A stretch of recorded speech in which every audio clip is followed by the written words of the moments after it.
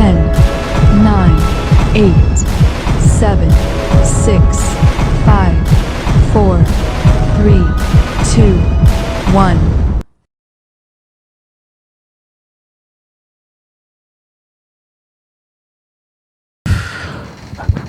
All right, everybody, good evening and welcome to the Hermiston Raceway's Halloween Spooktacular here at the Hermiston Raceway, powered by Rogers Toyota, the big finale here on our 3-race season. We're going to get things going here with opening ceremonies this early afternoon race. So race fans, at this time, we ask you to please rise. And gentlemen, please remove the headgear as we join Chaplain Harold Emmons as he delivers tonight's invocation. Thank you. First off, I want to thank everyone for coming out here on a cold night, and I really appreciate you come out and support this track. With that, let's open in prayer. God, thank you for this day. Thank you for this beautiful earth you give us to live on. We ask today that you have safety for all the drivers, the crew members, the crew that works on this track, and especially you guys here in the stands and on your travels home. God, we love you, and we thank you for what you do for us, and everybody says, amen.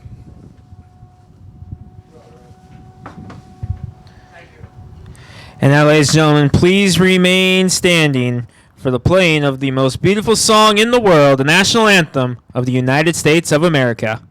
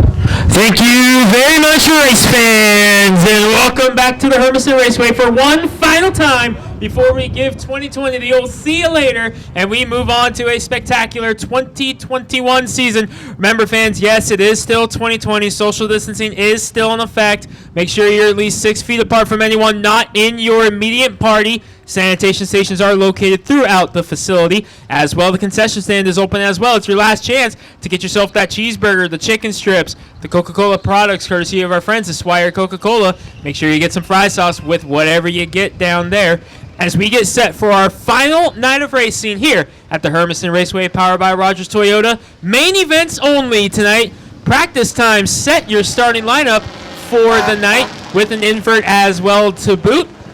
Straight into main events so we can get you guys home out of the cold and get you some coffee as quickly as we can. There's also hot chocolate available at the concession stand if it does get a little bit too chilly, which, by the way, I'm already on my third one. So don't be shy about that. Plenty to go around for everybody. Hornet main event up next. Remember, all races, with the exception of tonight's 60-lap late model main event, are on a time limit. Each race is on a 20-minute time limit, or however many laps are set. In the case of the Hornets, it's a 30-lap or 20-minute time limit.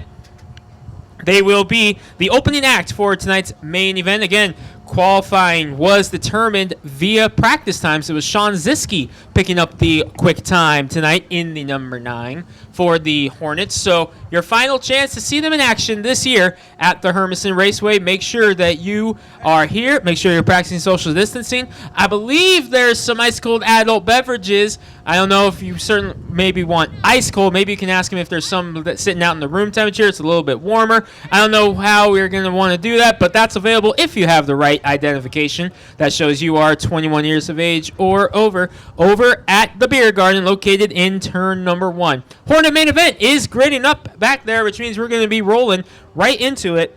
30 laps or 20 minutes, whichever one comes first.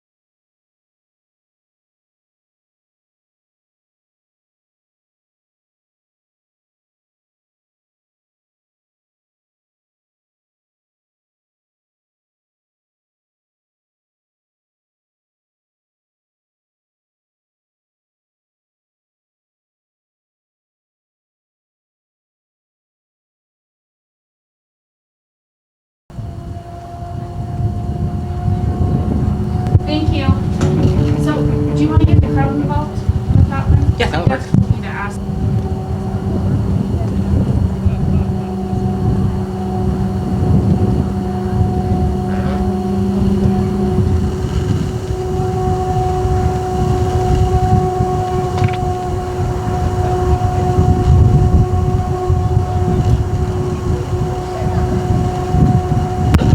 All right, folks, we had a little bit of technical difficulties in the tower with the scoring system. Believe they are resolved, so we're going to be rolling our first race out, our first main event out momentarily. Remember, there is a $150 award for best costume. We're going to be needing some crowd participation to help with that at one point on the night. So make sure you guys are willing and ready to help us out with that. That'll be coming up at some point through the night, but we're going to get this show on the road with our first main event of the night. It's going to be the Hornet main. Again, 30 laps or 20 minutes, whichever one happens first. That's the case for all classes with the exception of the late models. Late models are 60 laps true and through to the end for their season finale.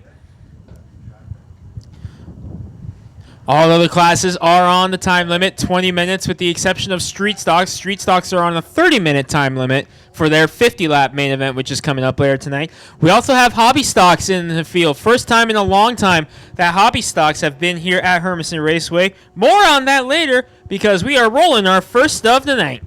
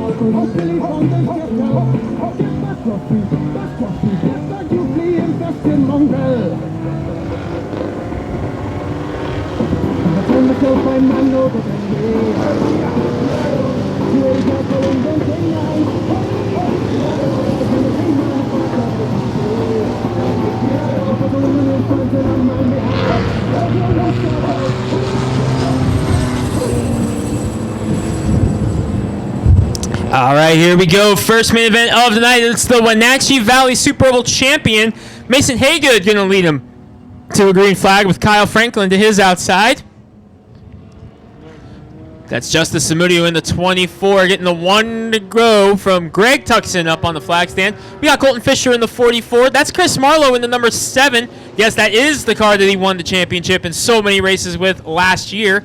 His teammate Sean Ziske in the number 9 set quick time in practice today. Joe Dunn. That's Jack Geyer in the 47.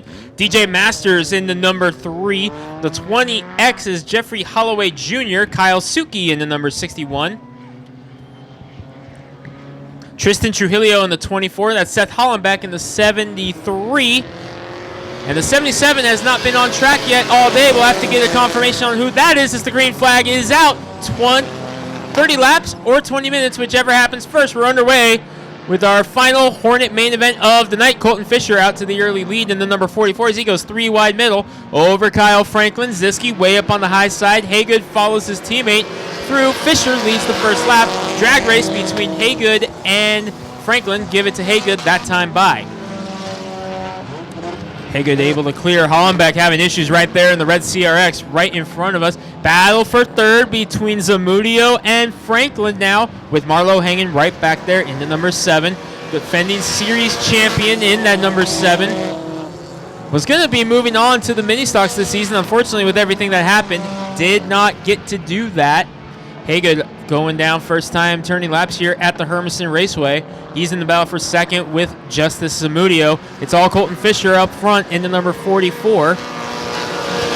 Zamudio crosses the line just ahead of Haygood in the second position. Marlowe and Franklin rounding out the top 5.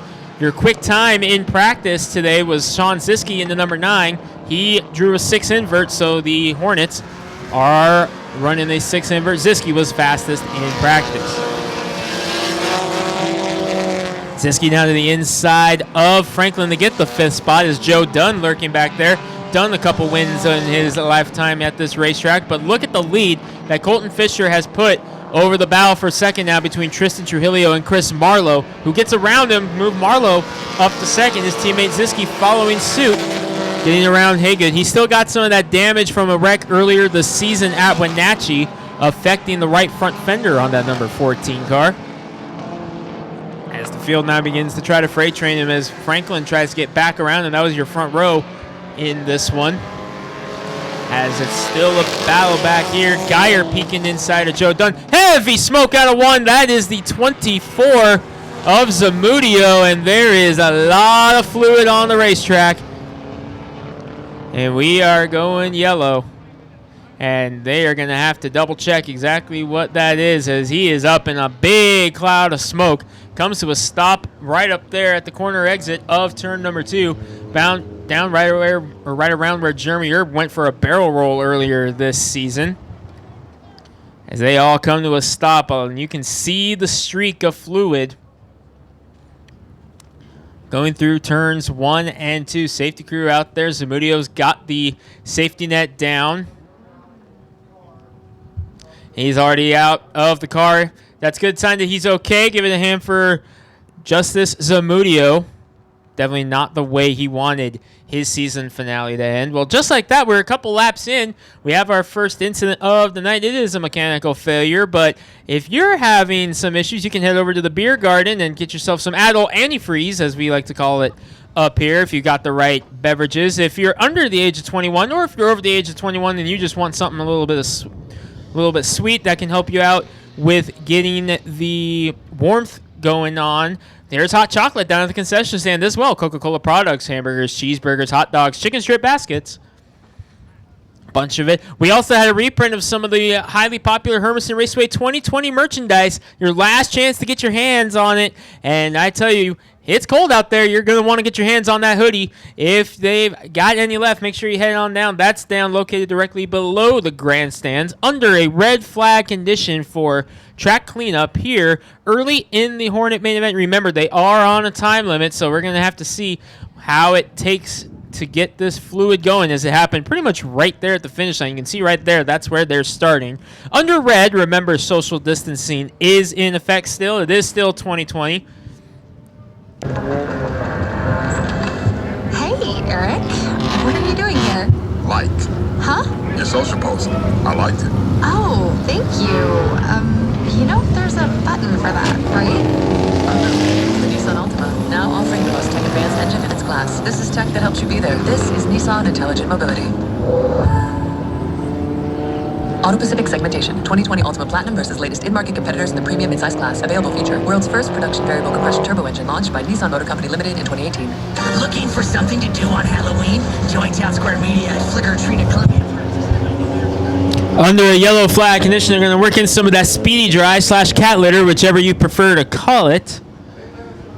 Got 8 minutes left in the time limit, so this is going to be clicking away pretty quickly. We're going to need to get some green flag laps in here as soon as they get going, because there are only 8 minutes left in the time limit. You're going to want to get going. If you're Colton Fisher in the 44, you want to get as big a lead as you can once this green flag falls. We have a confirmed last name on the number 77. The last name is Cleaver. Still need the first name.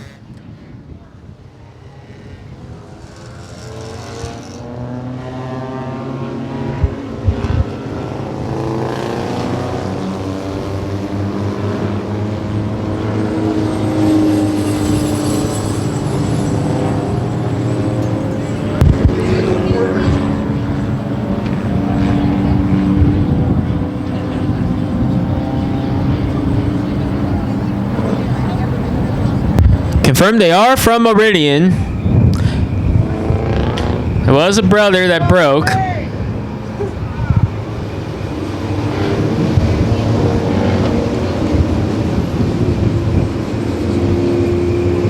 One to green at the line. Remember, less than 8 minutes left in the time limit.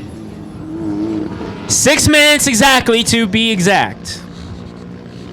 I English really goodly there. Exactly to be exact. It's been a long year, folks. It's still 2020. Cole Fisher and Chris Marlowe leading the way. Green flag in the air. Let's do it again. Fisher out to the lead, but Marlowe taking a peek inside. 6 minutes left in the time limit. Odds are, unless we go green the rest of the way, we will probably hit that mark first. 23 to go at the line, so odds are we will run out of time. We will have a time limit race here.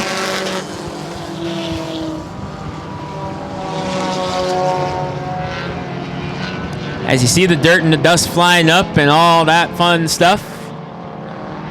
As Fisher out to the lead in the number 44, Marlowe in the 7, Ziski, who was quick time in practice today, which resulted in the fast time award, is up to third. Kyle Franklin doing a nice job, along with Mason Haygood. They have hung around in the top 5 since the start of this race, after they started on the front row next to each other.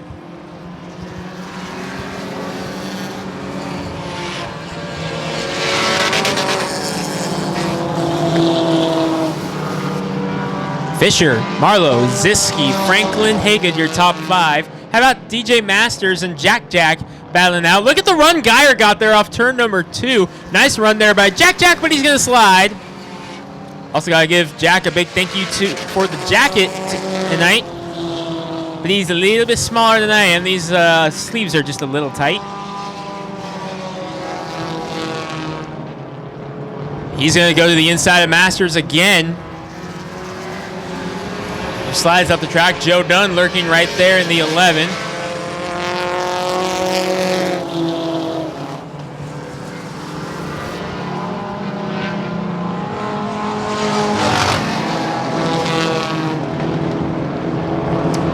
Dunn and Geyer both get around Masters. Look at the battle going on here off of turn number 4 between Franklin and Haygood. That is for 4th on the charts. They're battling it out nicely. By the way, don't look now, but look at Chris Marlowe. He is up in 2nd, getting on the back bumper of Fisher.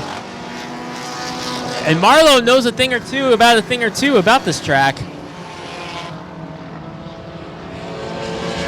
They're coming up on lap traffic as well. Cleaver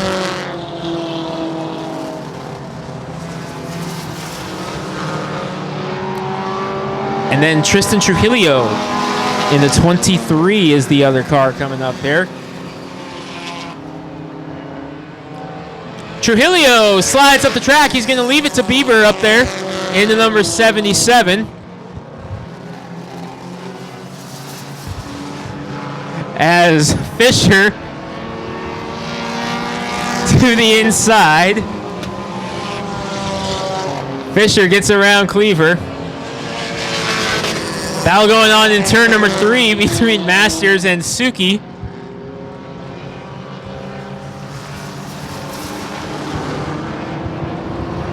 Battle between Holly and Masters Masters has his hand out the window. So the number 3 is going to the pits, DJ Masters. Gonna pull off here on the backstretch and head to the pits. See late models rolling through Tech. They're the main event tonight. 60 laps the mark for them tonight. Fisher in traffic for a little bit here.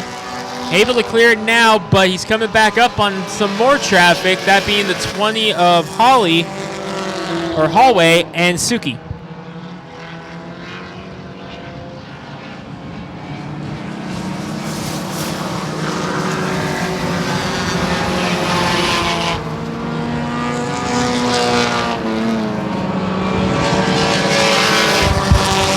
Coming up on the 2-minute warning as Seth Hollenbeck gets back out in the number 73 CRX. He comes back out. Leaders now in that lap traffic as Fisher going to try to go around the outside of Hallway. He will. Now he's kind of stuck behind Suki trying to figure out which way to go. But the good news for him is Marlowe's having trouble up there as well. Marlowe going to get through. Siski coming with him. As they go 3 wide up the middle, Hollenbeck off the pace again. He's trying to get out of the way of the leader, but the leader had already committed to the high side, and the caution is out. And this is going to be a big one because as there's problems up in turn number 2 with Geyer and Trujillo, we are less than 2 minutes left in the time limit. If we don't get this cleaned up soon, this is going to be the race. We're going to have to wait and see what it's going to be. This might be the race as we are about 90 seconds left in the time limit right now. And 2 cars stopped up there. Going to get some assistance from Columbia push trucks.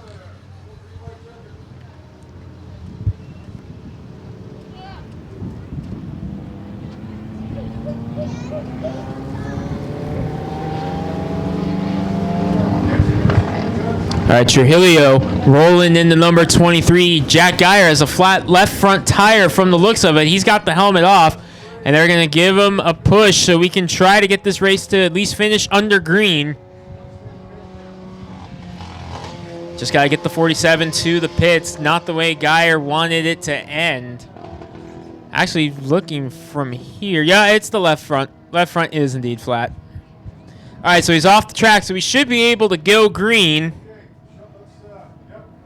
1 to green, going to be a green-white checkered for this one as the time limit has expired, but we are going to get this in under green. 1 attempt at a green-white checkered here to determine the race. Fisher, Marlowe, Ziski, your top 3 have been the class of the field all afternoon. 4th place is the 88 of Franklin, before Hagood in the 14 is 5th, so it's going to be a battle between Fisher, Marlowe, and Ziski.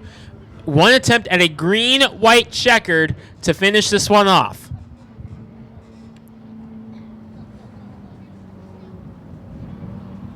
Remember, time limit. All classes, with the exception of late models, are on a time limit. 20 minutes for every class, with the exception of street stocks. Green flag is out. Fisher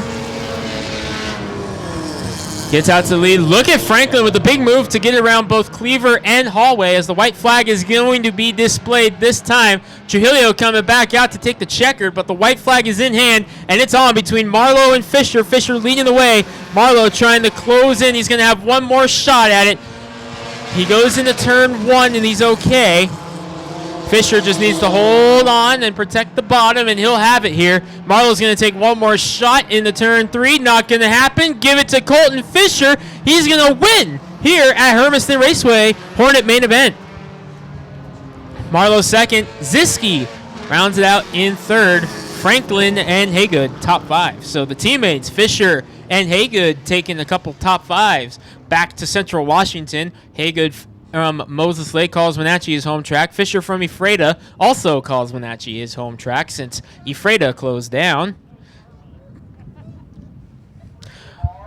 Once again, as we're in the checker flag, we need the dinosaur. We need Chewbacca and Yoda. We need Thing 1 and Thing 2, wherever you are. Head to the front stretch. You are your finalists.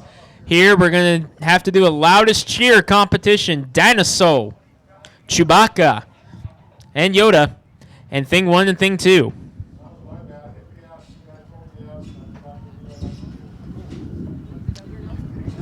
For those of you in that contest, please head to the front stretch. I see Chewbacca rolling around. Yoda's with him. Yeah, the sumo wrestler. That's who we were missing. The sumo wrestler needs to be down there also. Here's your winner of the Hornet main event, Colton Fisher.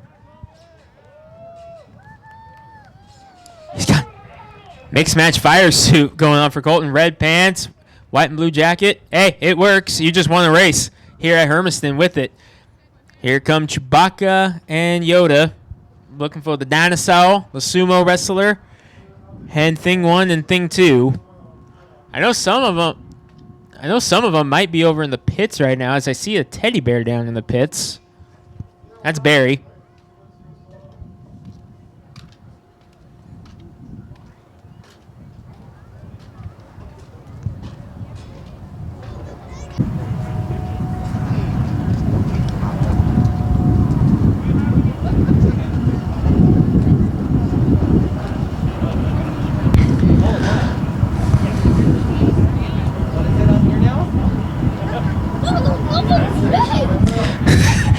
All right, well, I'm still not seeing the dinosaur, the sumo wrestler, or Thing 1 and Thing 2, so I guess that means your winners by default, as the other finalists no-show, Chewie and Master Yoda. $150 cash for them. We got it here in the tower. Master Yoda, up the stairs you will come to claim your cash prize. And let's make sure we have some assistance for Chewie.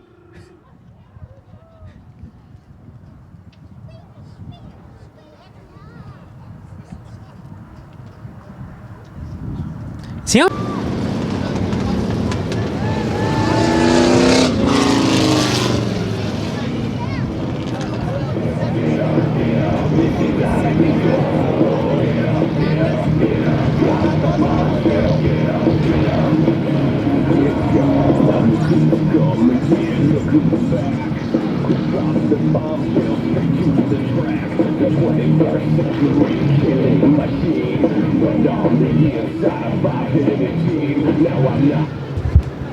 Bomber main event on track. Mystery driver in the number 117, the old school Chevy up there on the pole. Kerry Goodhart in the number 17X on the outside. Ron Wilbur doing double duty tonight in the number 27, along with Clifford the Big Red Dodge, Mike McNeely in the 01, Mel Leinbach in the 23, Tracy Howell up there in the number 7. That's Kedrick Preston, Superman, alongside Arlen Cowie.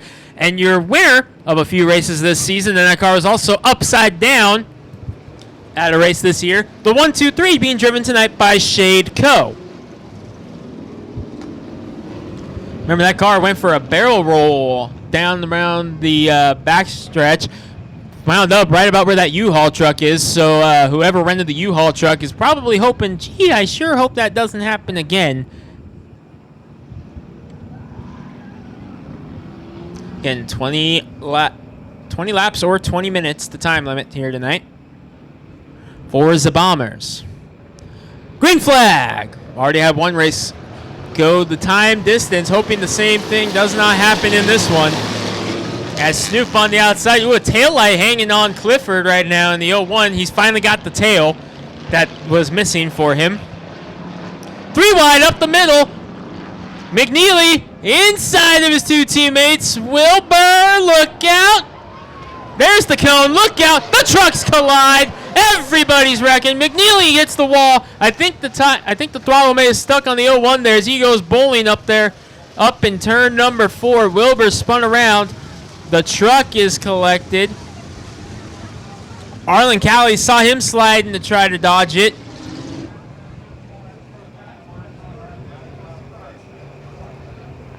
.117, the Chevy truck there broke loose. Came down, snapped back up right in front of McNeely.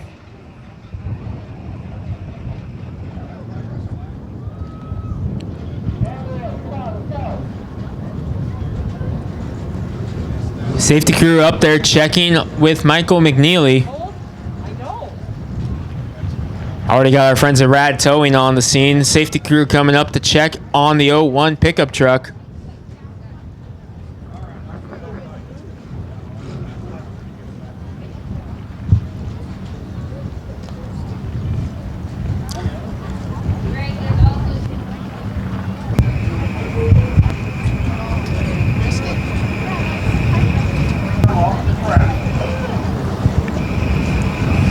Safety crew up there checking with McNeely under a red flag condition.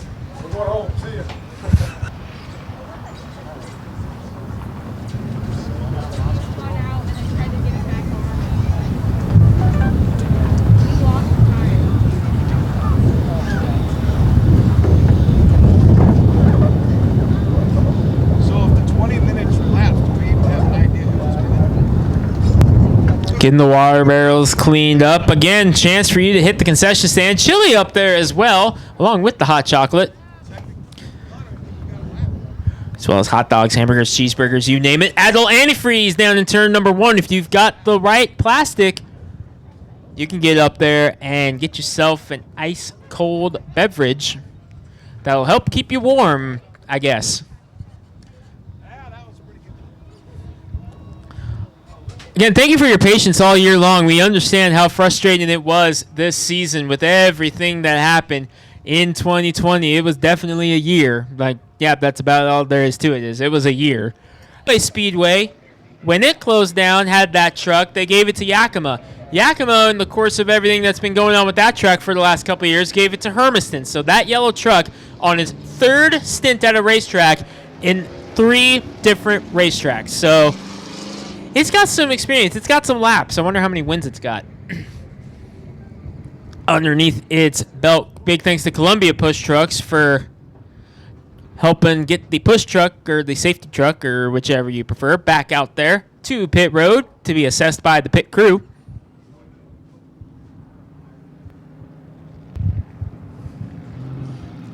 Kerry Goodhart leading in the number 17X with Ron Wilbur second. Tracy Howell, Arlen Cowley, Kettrick Preston, Shade Co, green flag. Preston and Co wasting no time getting up as they get around both Cowley and Howell. Preston 3 wide on the outside. This does not always work. Nope. Yes. Wow. What a move by Kettrick Preston. He had all 4 tires in the dirt and he held on. And he's going for the lead outside of his teammate, Kerry Goodhart. He will get the lead. Preston knows a thing or two. He's a former champion at this racetrack. Got some speed in that thing tonight. The Superman.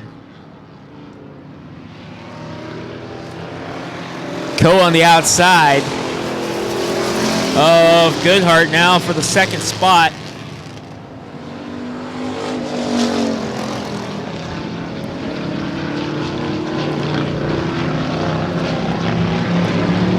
Oh, lock up.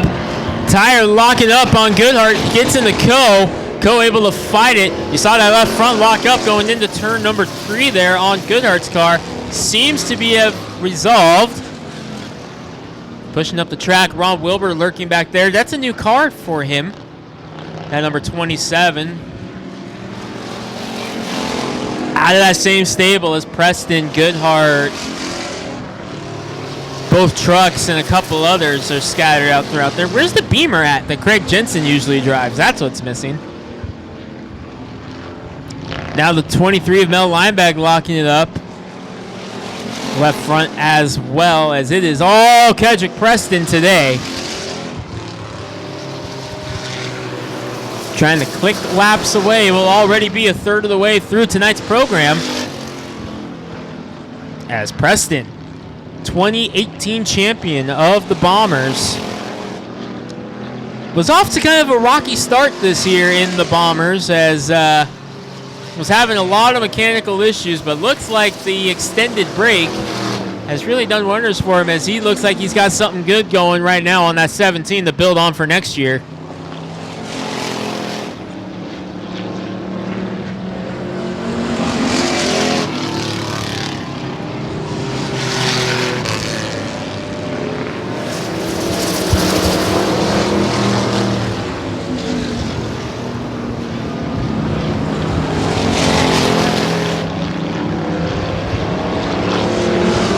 Big advantage for Preston right now. Wow, a motor coach is actually driving right now. That's kind of weird. Kerry Goodhart in fourth right now, as Callie has gotten up to third. It's a battle for fifth between Wilbur and Howell. Remember, Wilbur doing double duty tonight, also in the mini stock portion of the race. That's coming up after the 40-lap hobby stock main event.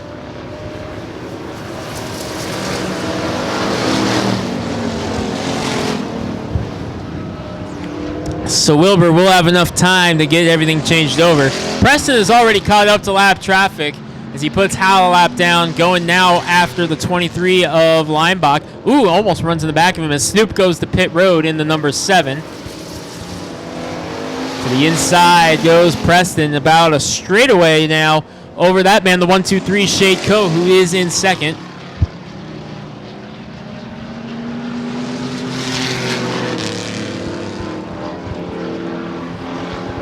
Preston pushing up the track just a little bit as he puts Wilbur a lap down.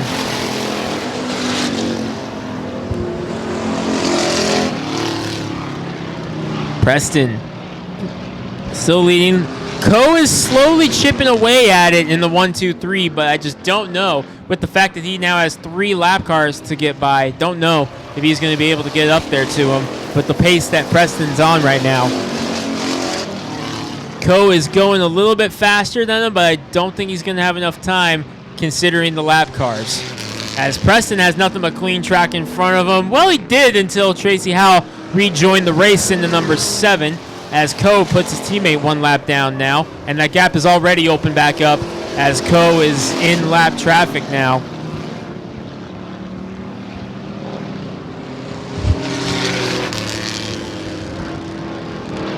Big slide for Coe. Now he's got the clean traffic in front of him as he has gotten around all 3. But the problem is Preston was able to put another one between himself and Coe, and that was Howell in the 7.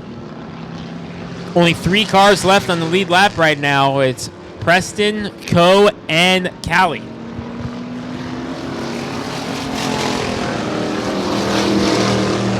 And Shade Coe is really tight on exit right now, so that's not doing him any favors.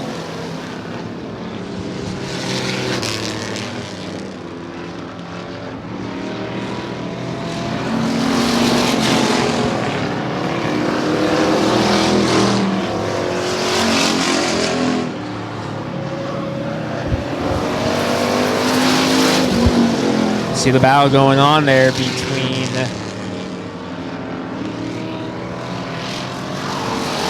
the lap cars, Goodhart and Leinbach.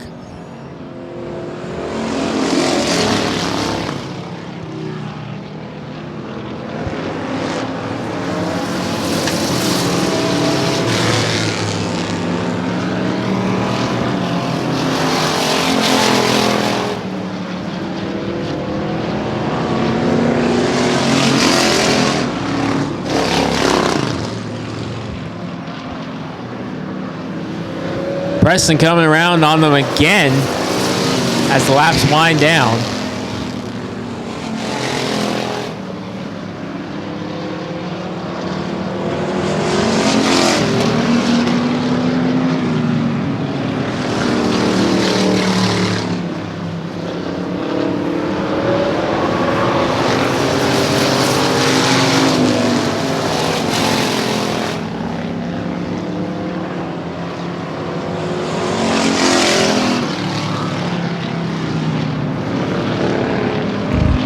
Preston begins to slice and dice his way through traffic once again here.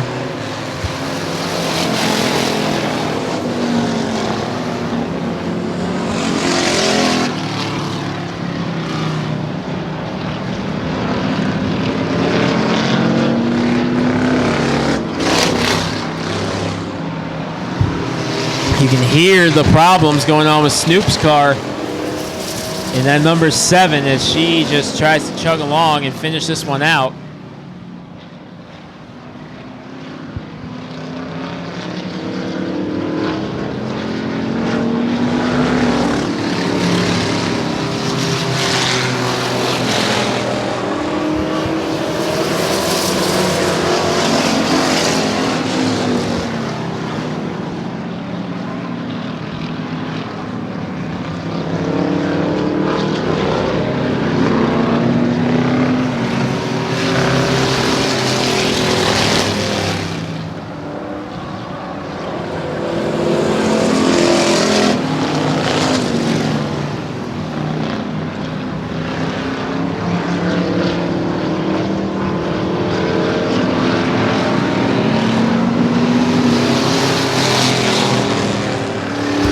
Five laps to go for Kendrick Preston now in the 17.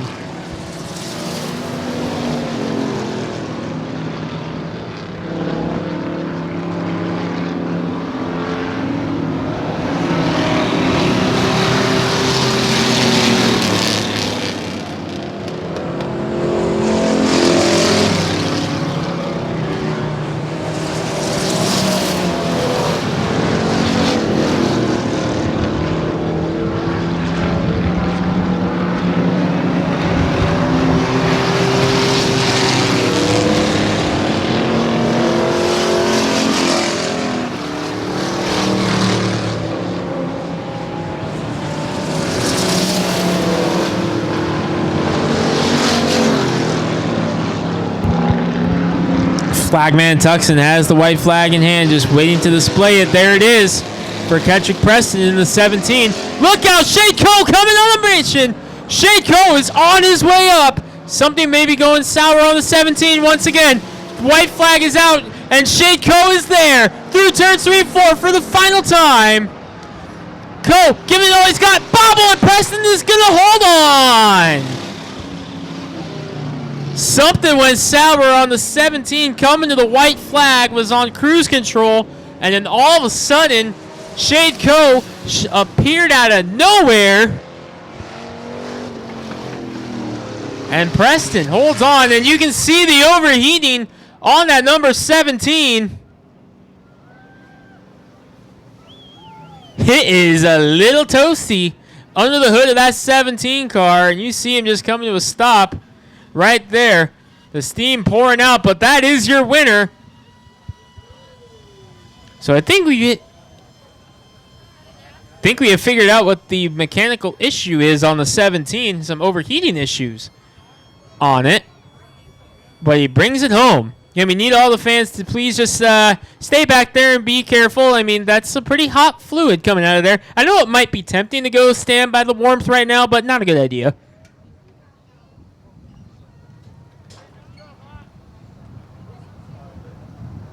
Well, good thing that happened when it did, because with all the fluid built up on the windshield right there, I don't know if Mr. Preston would have been able to continue there for another lap or so. Hot chocolate available at the concession stand. That's some hot fluid you can touch and drink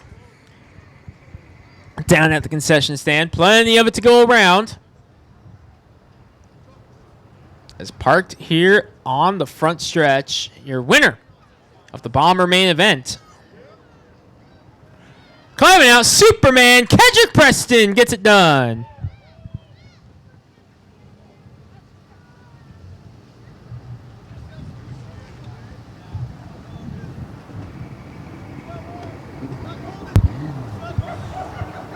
Caden Moran coming out for trophy presentations. Two-time champion, including one right here at Hermiston Raceway for her. Handed over to another one who has won several championships, Kendrick Preston.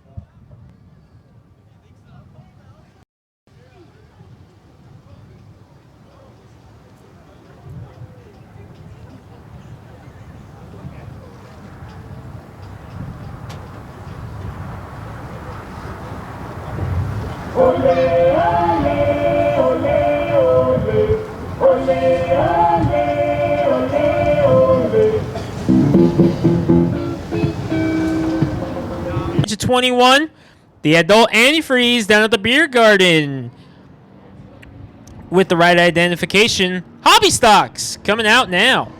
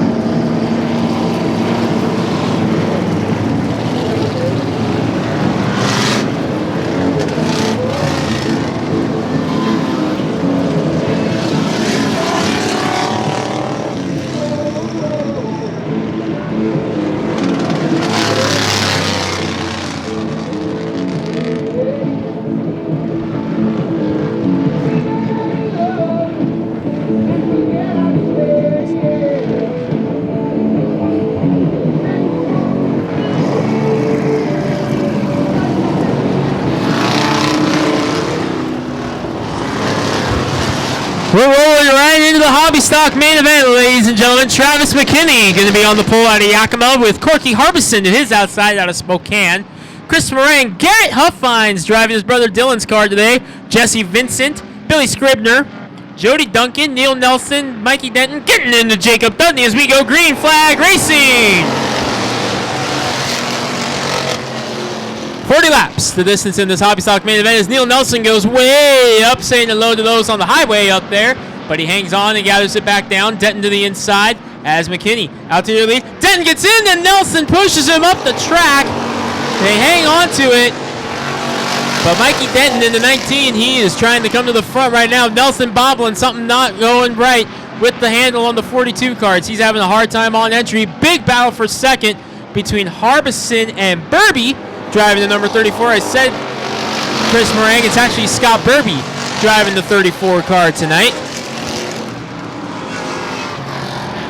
Look at this, Yakima 1, 2, 3, 4, 5, and trying to make it 6 is Mikey Denton. There's $200 on the line if a Yakima car picks up the win in this one. And that's looking pretty good right now considering they're 1, 2, 3, 4, 5.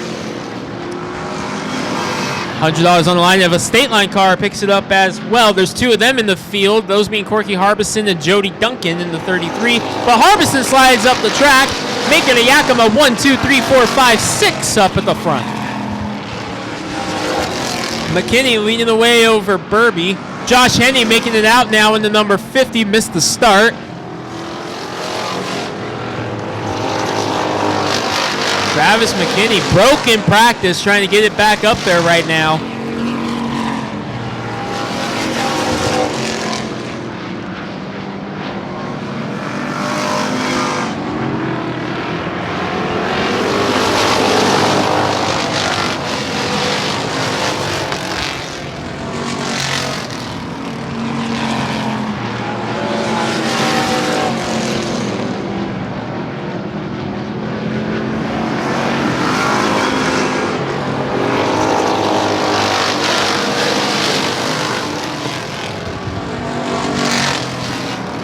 All kinds of bonuses in the fields here tonight. We'll give you a rundown next chance we get when we get some quiet time to actually be able to officially thank those people who made it possible. As McKinney leading the way in the 48, but he's got a hungry hound of cars behind him in Burby. Vincent, Scribner, and Garrett Huffines driving his brother Dylan's car. Dylan finished second in that car at the Fall Classic a few weeks ago at Yakima. Garrett hopping behind the wheel of it tonight, and he's got to look out the window and see the 55 of Scribner sliding through turn 1, makes the save, but move Huffines to 4th. Look out, Dudney in the wall in the 11. He's got a wobbly on the right rear. Caution is out. He keeps it going. He was slideways off of turn 4, caught the wall with the right rear tire. He's going to make it back to pit road. Everything seems to be A-OK. We should be able to get back racing pretty quickly here, just as soon as we check and make sure there's nothing spilt down there anywhere or any parts off the 11 car. That's what Columbia Post Trucks is coming out to do right now. Coming out to check. Hey, we talked about the bonuses. Let's give you a full rundown of them here tonight. PF Race Cars is giving $100 to the Hornet winner of the main event. Congratulations, Colton Fisher, on that one. Each class is getting an extra $200 tonight. $100 from Bill and Bonnie Kick, $100 from Ken Bonnie to the main event winner per division. So Colton Fisher and Kedrick Preston have each locked up an extra $100. This race is paying an extra $200 also if a Yakima or State Line car wins this race, and that's essentially the entire field out there, with the exception of Neil Nelson, who's a Wenatchee car now, as Dudney, the local here, is in the pits. So, with that being said, unless Neil Nelson can charge to the field in the 42, someone's taking home an extra $200 in this one. Also, $200 if a State Line late model picks up the win. Actually, $200 extra for the late models, courtesy of State Line Speedway. Misread that. $100 extra for the Legends, courtesy of State Line as well. Same put up by Jared Marin, late model driver who picked up some wins in his time at Hermiston, putting up $200 for late models and $100 for Legends. And Mr. Walden, Greg Walden, our great track promoter, our fearless leader, putting up $50 to the driver who finishes at the bottom of the charts. Tail end Charlie, last place, whichever you want to call it. Mr. Walden giving them a $50 bonus, saying, hey, here you go. Sorry about the rough luck. McKinney, Burby, Vincent, Huffines, and Scribner, your top 5. Denton, 6. So 6 straight hobby cars before you find a couple State Line cars there. Green flag is out. We're back racing, and it's looking like a Yakima lockdown right now.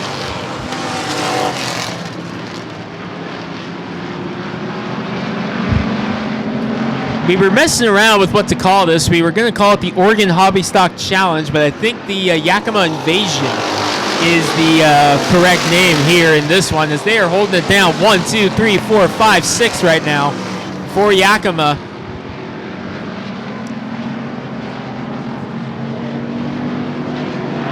Travis McKinney leading the way. Vincent having a nice run in the 54 and third, but look at Garrett Huffines lurking there. Huffines likes this racetrack. His first career late model victory came right here in West Coast late model competition back in 2018. Since then, all he's done is gone on to win a fall classic in that style car. It all got started right here. His first career main event win came at this racetrack in a late model. Look out, Mikey Denton loose in front of Josh Henney. He snaps it back to the right. Caution is out, and we'll try it again. Ooh, Vincent had gotten around Burby, but I think we're going to have to go back to the last completed lap, which I believe will indeed put Scott Burby in the Mustang back in front of the 54 of Vincent. It's all McKinney up front. Hermiston's getting something going on this style of car next year. And no doubt Travis McKinney will be looking forward to it, as he's led every lap thus far here at Hermiston. McKinney, Burby, Vincent, Huffine, Scribner, your top 5. Harbison, the 15, is in 6th. Neil Nelson, the 42, will be 7th. Duncan is a lap down, so Denton in the 19 will be in 8th position, and he's already trying to make moves. And at number 19, as the green flag is back in the air for Travis McKinney into number 48. McKinney out to a big lead over Burby right now, who's under heat from Vincent and Huffines, as Garrett Huffines is lurking there in the number 7. Brother Dylan going to be driving his car, that number 7, in the street stocks later tonight. But it's all about Garrett right now for the Huffines family in the number 7. He booted Dylan out of this car once already this year at Wenatchee, finished 2nd in that one, as McKinney tries to pull away in the 48.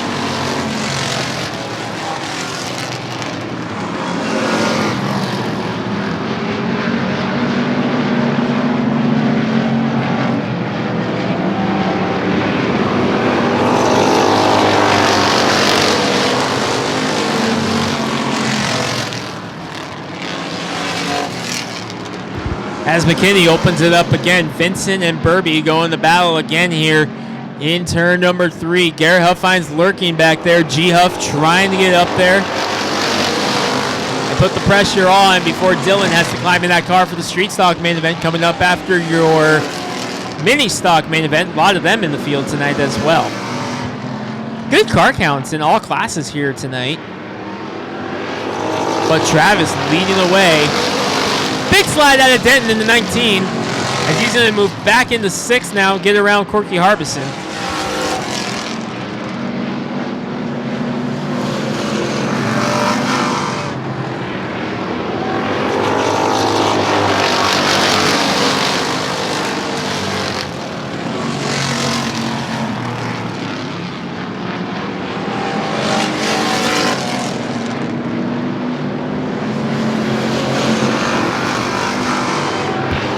Travis McKinney opening it up right now, picking him up and putting him down, but lap traffic lies ahead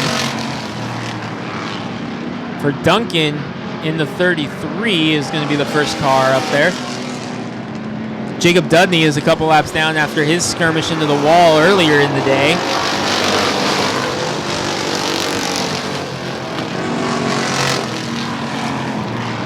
As McKinney's kind of pinned behind Jody Duncan right now, that's going to allow Burby to close in, and that's going to help even more as Duncan loses it right in front of the field. We go yellow. Everyone did a nice job getting through there. And Vincent's going to go back in front of Huffines.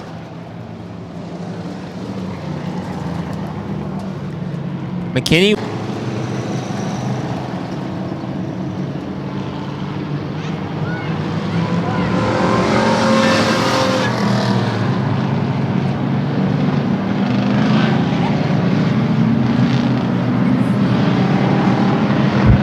McKinney coming through, green flag back in the air.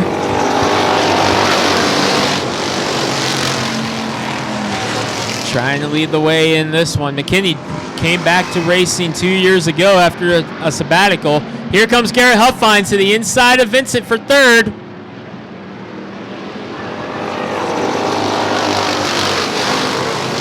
Huffines gets it. And that's Garrett Huffines driving Dylan's car up in 3rd now. Dylan's going to be driving it in the street stocks, but right now it's older brother Garrett hopping behind the wheel as McKinney continues to lead the way.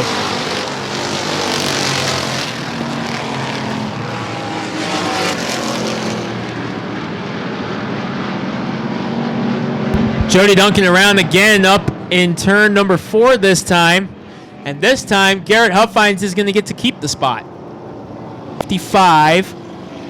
Denton in 6th is being watched by the officials right now, so keep an eye on that as well.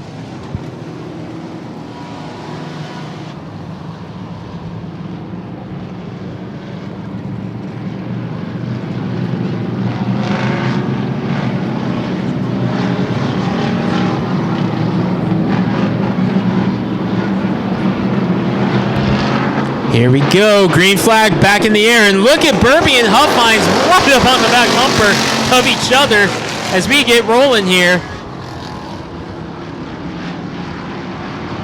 As Garrett down the back stretch, going for it now, going for 2nd, but Vincent is right there. Lurking, Garrett trying to get down underneath Scott now. Scott Burby spent some time up at South Sound Speedway before coming back to his roots, street stocks, mini stocks, all the fun stuff up here at Hermiston as McKinney continues to lead.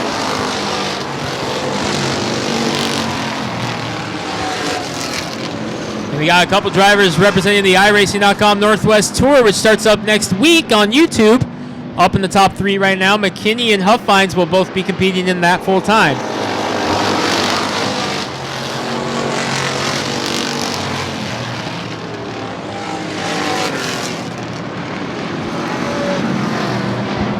Here comes Garrett to the inside. Look out, Jesse Vincent right there as well. Vincent with a slide, and that's going to allow Huffines to hold on to it.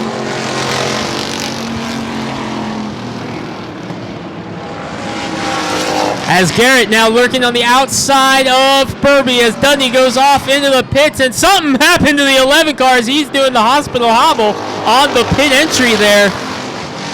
Something just broke on that 11 car. McKinney continues to lead. Burby, Huff finds, around goes Josh Henney. We go yellow again. And Burby's going to get the second spot back. But Huffines is coming, folks. Garrett Huffines in the 7. McKinney, Burby, Huffines, Vincent Denton, your top 5. Scribner, Harbison, Nelson, all on the lead lap. Duncan a couple laps down in the 33. Green flag.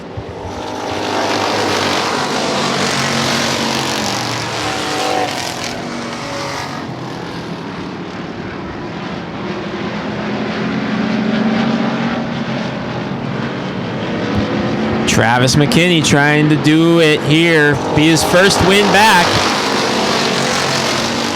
after taking a sabbatical from racing.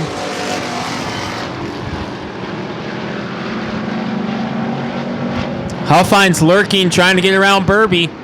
He had gotten past him, but the caution came out as Denton slides way up the track into 19.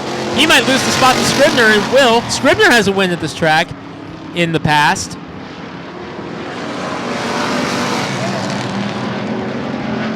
Right now, it's all Travis McKinney right now. Something big in the works for this style of car next year. We'll see if it all comes together next year. But we're putting on a good trial for that next year. If this is a dry run for what's to come, then you can expect some awesome racing with this style of car in the future as McKinney with a big slide. Trying to hold off Burby.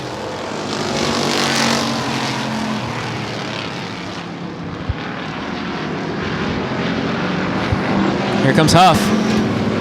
Trying to close the gap now on Burby. And Travis McKinney loves seeing this because those two go in the battle is allowing him to slowly pull away, and you can see it there with Travis McKinney, what he's been able to do, getting away from Burby and Huffines as Huffines is there now on the outside, going for second place.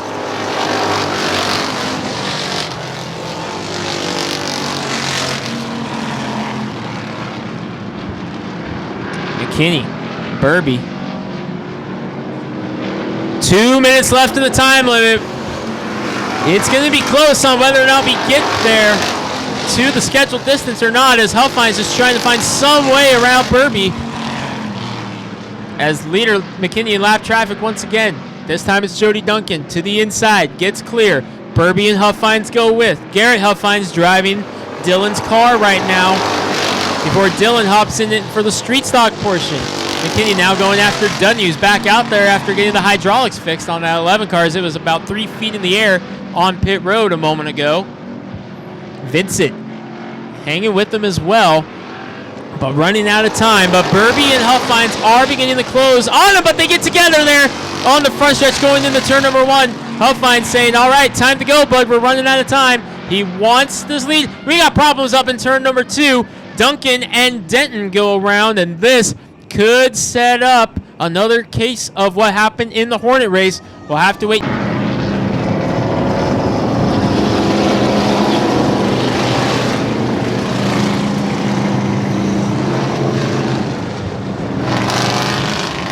All right, here we go. Gonna give it one more shot to finish it under green. Closing stages here in this one. McKinney, Burby, Huffines, Vincent, and Scribner. Just a couple laps left, which means it is go time now. Green flag in the air.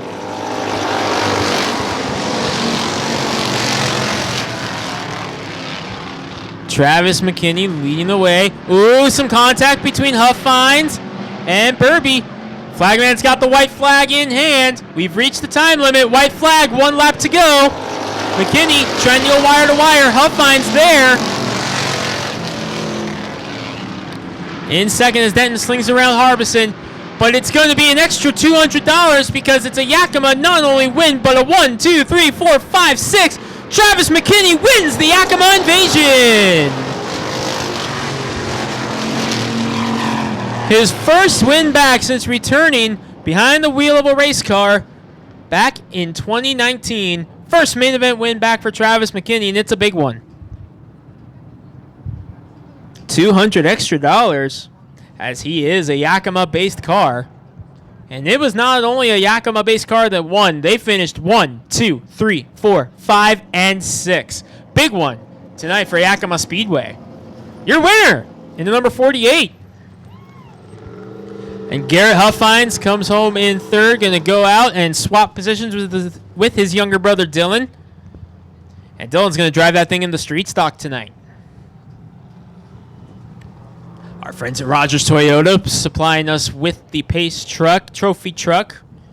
I saw Kaden walking around in the grandstands a moment ago. Oh, there she is. Craig Tuxton was like opening the door saying, all right, let's come on. Where'd she go? Kaden was up there getting some hot chocolate. Your winner of the Hobby Stock main event. We were trying to come up with a creative name for this one. We kicked around a couple ideas. The Oregon Challenge, the Oregon Invitational, the Oregon Hobby Invitational. I think we're going to settle on Yakima Invasion because Travis McKinney gets it done. Travis McKinney, his first win back since climbing back behind the wheel of a race car. And it's a big one. And Travis broke in practice, too. Had some mechanical issues. Got hauled off on the rad towing flatbed. First win back for Travis. And Travis, I hope you realize it's an extra $200 because you are based out of Yakima.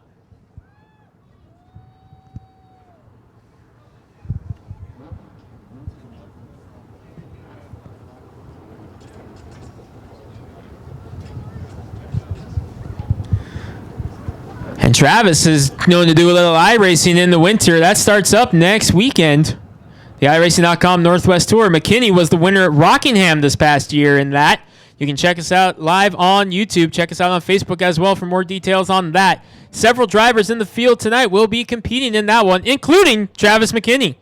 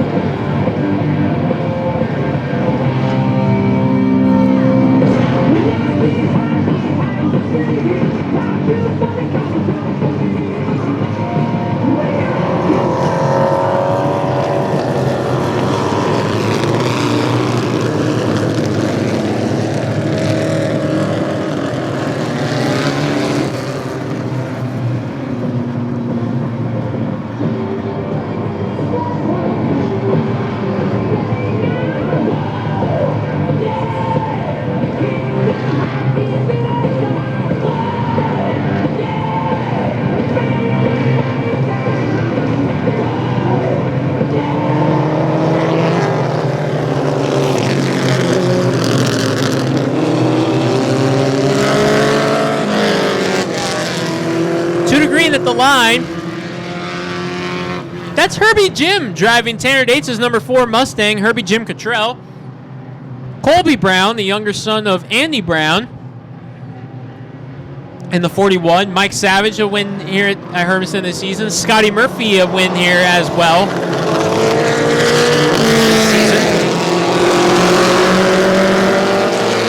I believe it's Kyle Matthews in the 4. You have to double check that. John Haggard in the 4.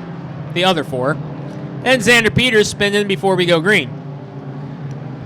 Steve Thompson driving the 47. His daughter Meredith is going to drive that car next year. But Steve getting in it to shake it down tonight.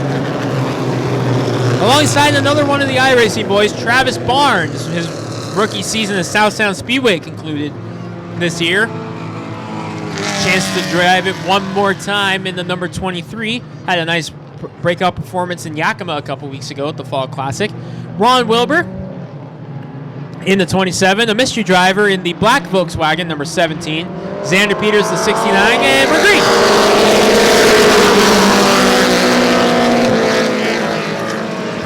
and we're yellow. We're green, we're yellow, we're green, we're yellow. We're spinning, we're yellow, we're green.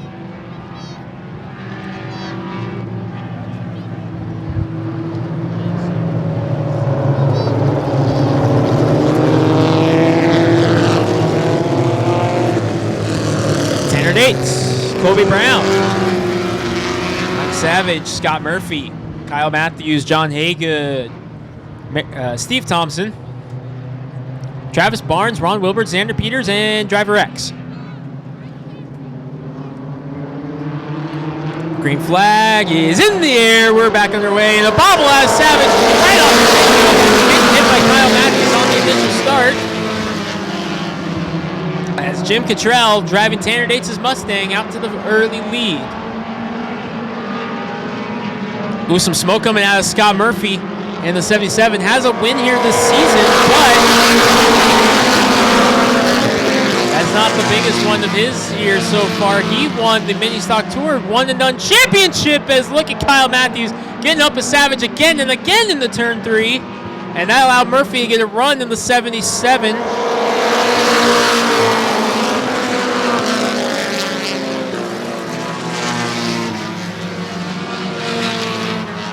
Cottrell, Savage, Murphy, your top 3. Here comes Haygood. Battle of the 4 cars up there with a 4 car leading the way. Not much longer as Mike Savage to the inside leads the lap.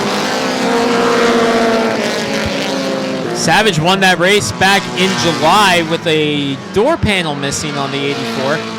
Murphy to the inside taking the peak. Savage shuts the door. He's going to try it again going into turn number 1. This time Savage is going to lead the lap. This time Murphy's going to try the outside. Not long though. Look out. Here comes Haygood in the number 4.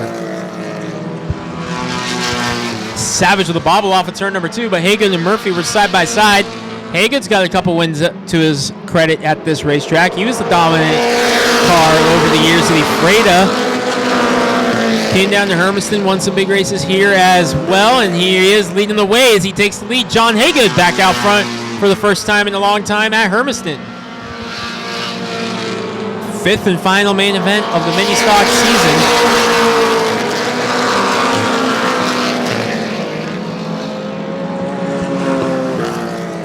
Tanner Dates won one race in that number 4 car. Won the season opener. As they come up on driver X, putting the lap down, Haygood squeezed away with the 4 on the door, but Murphy right there lurking as Savage and Matthews go to battle for 3rd. Matthews has been all over Savage since this race started. Not letting him get away. His teammate Travis Barnes just got around Jim Cottrell to move into 5th. Travis Barnes, the rookie for Houston Matthews Racing.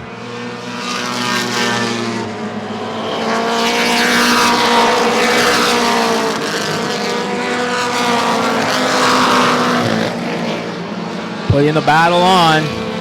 Whoa, Cottrell with a slide down in turn number 2. And he's facing the wrong way on the one-way.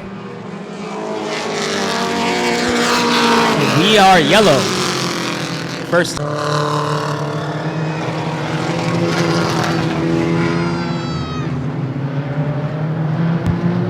Haygood getting going, but look at Scott Murphy right up there. And Kyle Matthews, bump, bump, bump, Mike Savage. Green flag.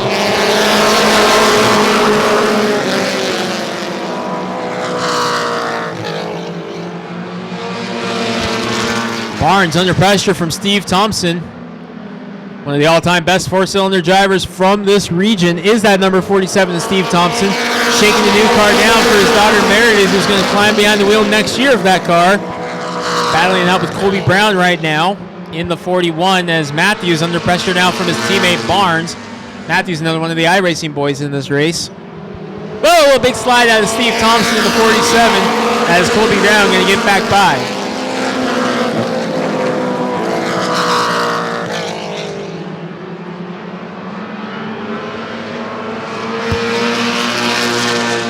Haygood. Murphy.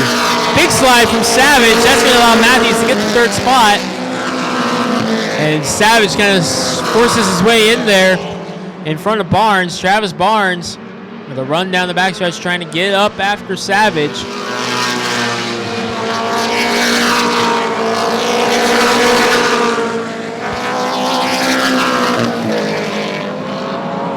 Leaders in lap traffic, it's a couple Volkswagens, the 17 and the 69 of Peters. Barnes up on Savage. Woohoo! Savage with a big slide and going around is that number 84 of Savage.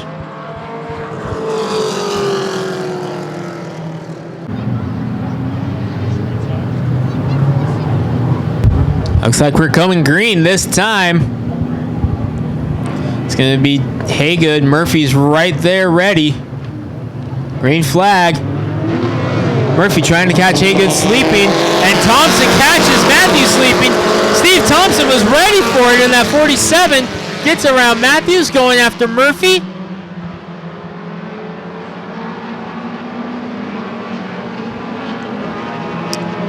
Haygood. Able to get back around, and now Matthews able to get back past Thompson.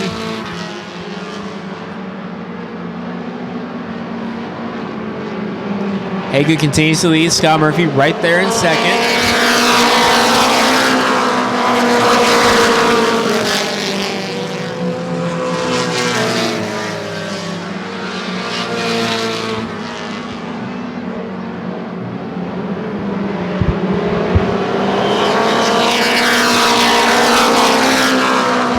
Big slide out of Savage again,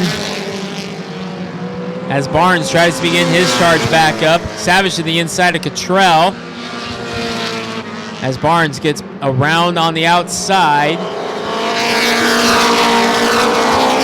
Savage thinking 3 wide. He's able to get back around Barnes now. On the inside though, Cottrell can hold up Savage though. Now come up. Barnes has a nice run on the exit, but has to check up. They battle again with Savage, as Haygood has began to open it back up over Murphy. Savage, another big slide.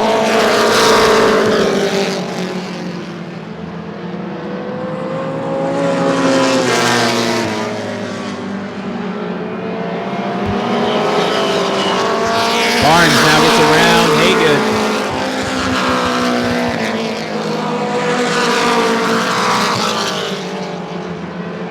But Barnes with a big slide there in turn number 1. Meanwhile, up front, Haygood has opened it up.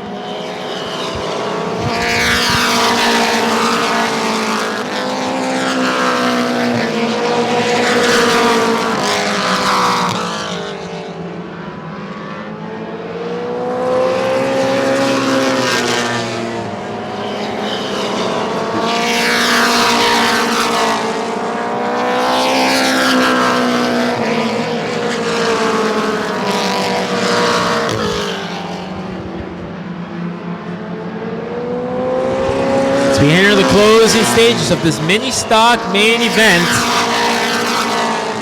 with Haygood, Murphy, Matthews, your top 3 at the moment.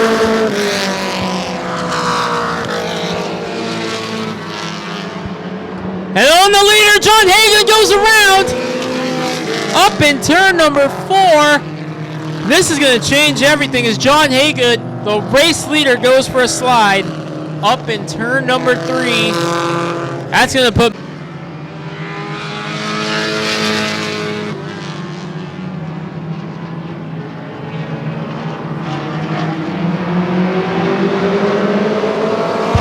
green flag back in the air. Murphy leading the way. Now Kyle Matthews in second.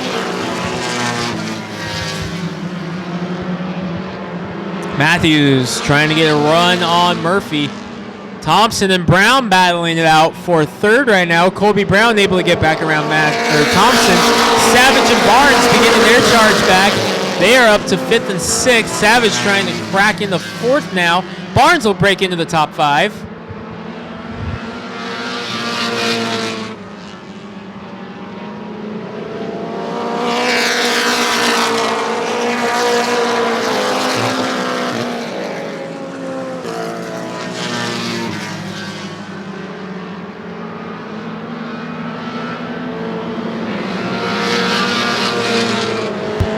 Battle brewing for the race lead now as Murphy is under pressure from Kyle Matthews. Savage able to get around Colby Brown now for third, brings Barnes with him, and the early race leader John Haygood coming up trying to get around Brown for 5th. Haygood gets around, now going after Barnes, but oh, he's going to slide.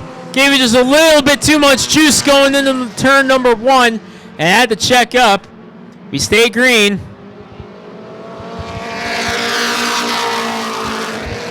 Murphy leads, Matthews second. Matthews lurking. They get together just a hair there in the middle of turns 1 and 2. Kyle Matthews with a run on Scott Murphy for the race lead. Murphy, your 2020 Mini Stock Tour champion. White flag is out, just 1 lap to go. Murphy and Matthews. Matthews has 1 final shot. Barnes looking for 3rd on the outside of Savage. 2 separate battles. Here comes Matthews with 1 final shot. Scott Murphy gonna hold on and take home the win. And Savage holds off Barnes for 3rd. Colby Brown rounds out the top 5. Steve Thompson and Hager with another slide in the 4 car. I think Cottrell may have got him.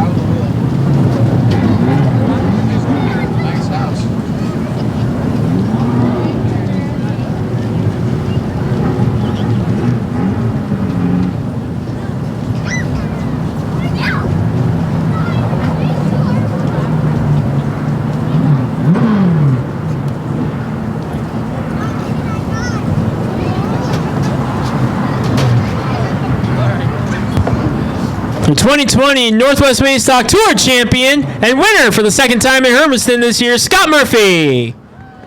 Kaden Moran down there as well. Promoter Greg Walden, extra $100 courtesy of Bill and Bonnie Kick. An extra $100 courtesy of Ken Bonnie to the winner of every race tonight. Don't forget, if you were the driver who finished at the bottom of the charts, tail end Charlie, last place, whichever you want, it's an extra $50 courtesy of that man putting up the tailgate on the Rogers Toyota Tundra right now, Greg Walden. Extra 50. Last place. Oh, Caden's actually going to get in the truck this time. Yeah, it's cold. There's a heater in there. Scott Murphy, your winner. 2nd win this season at Hermiston. 4th of the year overall for Murphy.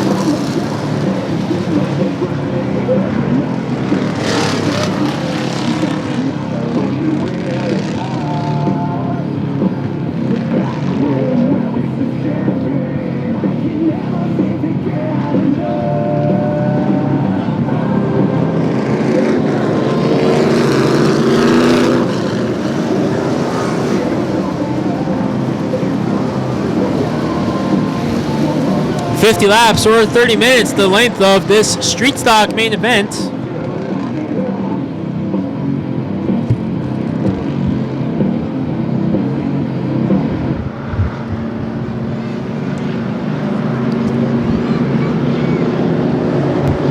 Never did get confirmed who's driving the 14 street stock tonight. That's Bart Sr. in the 82.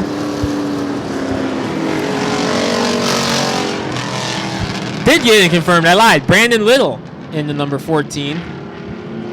Bart Hector Sr. in the 82. Bart Hector Jr. behind him in the Gen 3. Terry Lydell, a couple wins this season in the street stocks here. Luke Klingenberg, Jake Klingenberg, no green as the 79 Daniel Hood slow on the track. Dylan Huffines now driving his car in the 7. Jake Klingenberg in the 39. Rick Gerard, the 33. Billy Scribner, fresh off the top 5 in the hobby stock race, which turned into the Yakima Invasion. Starting it.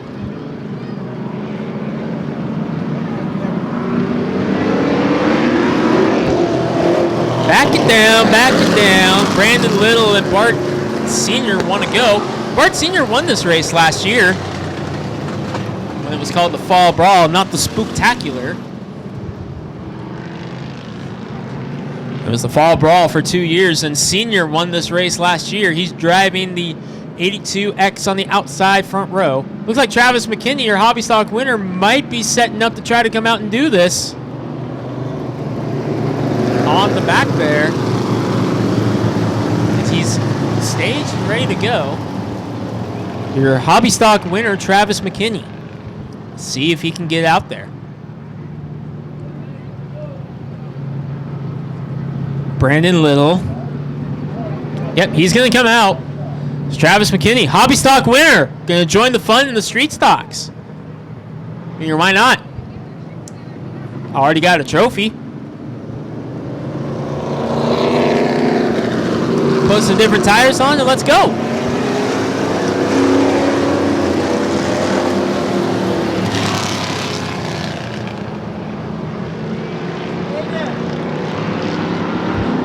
All right, we're going to give her a go here. 50 laps or 30 minutes. This is the longest time limit race of the night. Green flag in the air. Let's go. Brandon Little leading in the number 14, former mini stock champion at this racetrack. Trying to get out front to the early lead, but the defending street stock champion, Bart Hector Jr. in the 82, trying to get a run up there. He won that title barely over Terry Lydell and Kalen Jeffrey. Lydell's in third behind him. 2 wins on the season for Lydell. 3 if you count the Memorial Day win down in Meridian.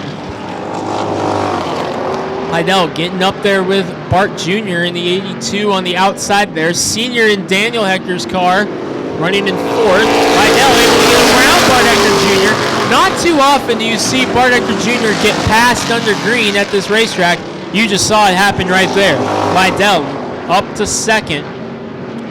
Trying to reel in Brandon Little. I believe this is Brandon's first time in the street stock.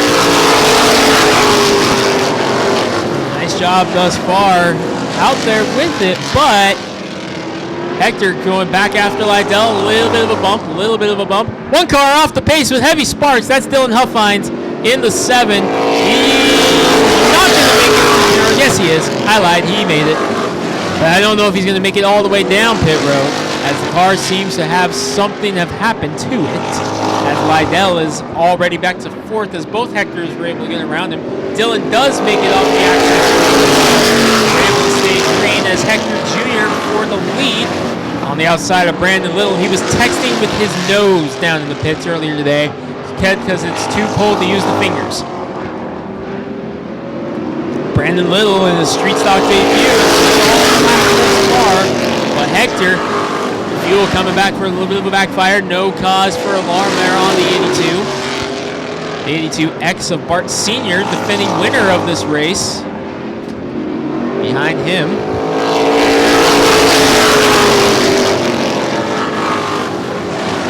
Junior and Senior are doing some different racing next year. They're going to be doing street stocks as per usual, but they are getting out of the late model game. They're going to go modified racing in Wenatchee next year. That new B-Mod program. Who knows? Maybe we'll get to see a modified race here next year. They always put on a heck of a show. We were supposed to have one this year, but unfortunately, it didn't come to fruition. Don't forget about Jake Klingenberg back there in 5th right now. Klingenberg hanging back right now, but he has quite a few wins at this racetrack, including a West Coast late models win, to his credit, in the number 39. Klingenberg knows his way around to the back as well as younger brother Luke back there on the backstretch to 48. So that would make McKinney the 48X, I would assume.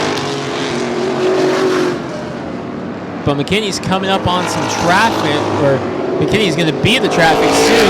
Little's trying to hold off Senior and Junior. Junior up there in front right now.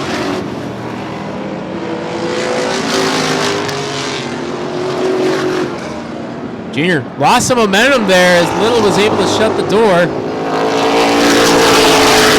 Junior doesn't want to waste too much time trying to get around him because his dad and Terry Lydell are right there. Junior wants this lead. You can see it. He's trying to get the run on corner exit right now, but he's just losing that momentum. Another one of the iRacing boys that we've been talking about throughout the course is Bart Hector Jr.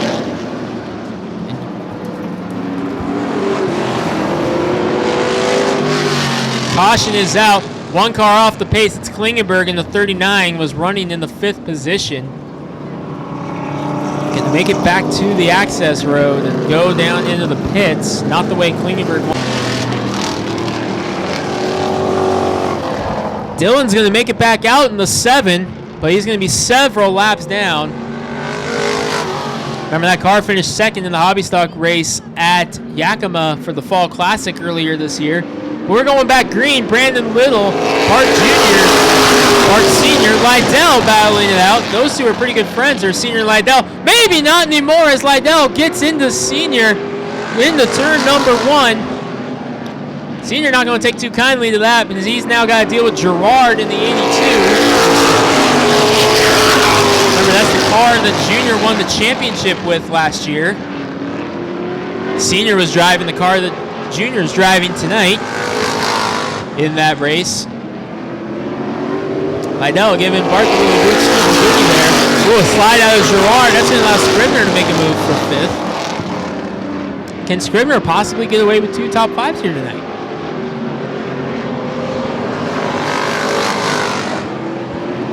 Scribner and Gerard battling it out. Ooh, Scribner to 5th. Into number 55. Junior has had enough. He wants this lead, and he wants it now. He's giving Little the business off of turn number 2. Huffines again in the 7. Caution is out this time, as he's not going to make it to the back.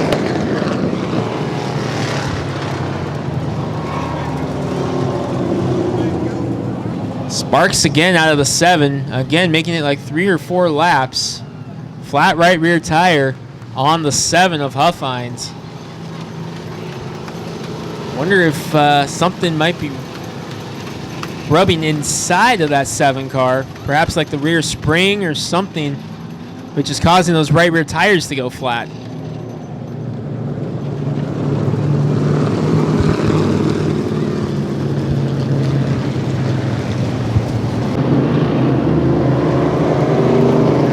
All right, Hector, he is going to try to get around Brandon Little. And he's got to do it quickly because Terry Lydell wants the lead. He leads the series and wins this year with 2. Bart Jr. has 1 as well. And at number 82. Come around. Green flag is back in the air. Never count Bart Sr. out of the race. He's in 4th right now. He's the defending winner of this race, but he gets bobbled from Billy Scribner. That'd be an interesting conversation after the race. Scribner and Hector. Gerard coming back to crossover from Hector, and Hector saying, hey, come up and give it right back to you there, Billy. Gerard and Scribner get together in turn number 1. Meanwhile, Lydell not going away from Hector and Little right now.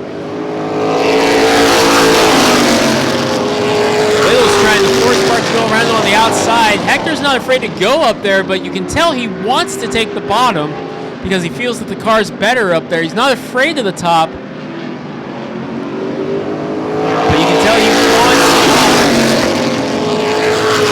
get down because Lydell's peeking.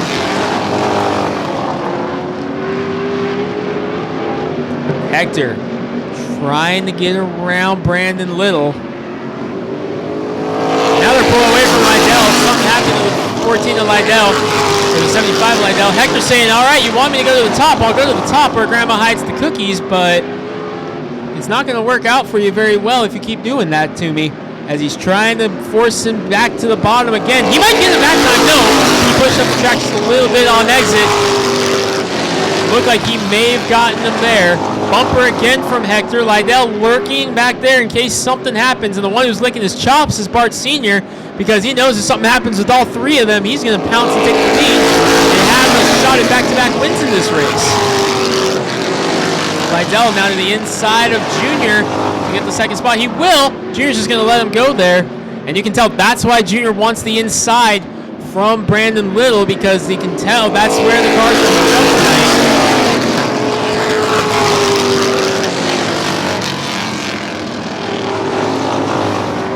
Little continues to lead the way, but Lydell lurking. Long way to go still in this one, right about halfway. Bart, Hector, Jr., your top three. Jr. just kind of hanging back there, letting it all unfold right now and go from there. See what happens with Lydell and Little. Terry might not be as patient with that. You can see he already is telling Brandon, I'm going to the inside, whether you like it or not. We'll see what happens here. Brandon still saying, no, I want the inside. If you want to pass me, you're going to have to do it around the high side. But Lydell with a nice move in the turn number one there. But he has to check up as Little comes down in front of him. And suddenly Hector Jr. right back in the mix. Gives a shot to Lydell. Look at the brake rotors on the 82 glowing down the backstretch. See if we get a look at that here on the front stretch. Not quite as bright, but watch it going down into turn number 3. Look at the brake rotors glowing on the 82 car. Light them up. Lydell in second, wrapping around Brandon Little.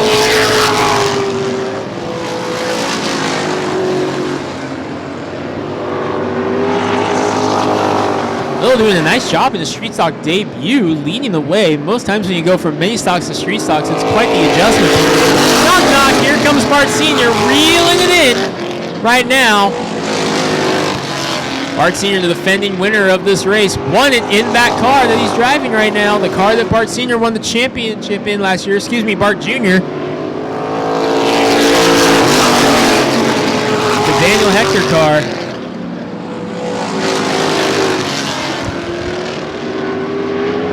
But it's still Brandon Little leading.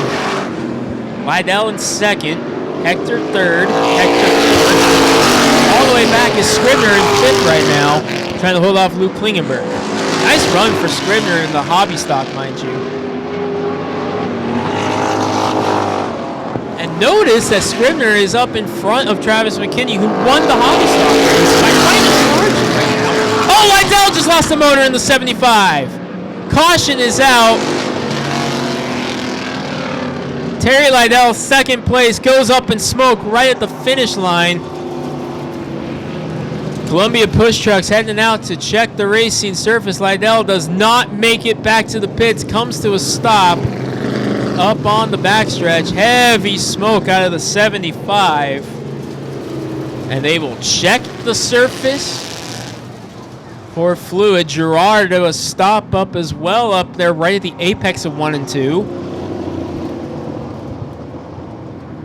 As the lights come on at Hermiston Raceway.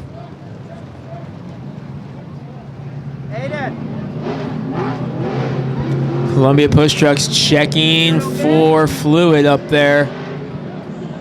The path of Lydell. AJ, you doing okay?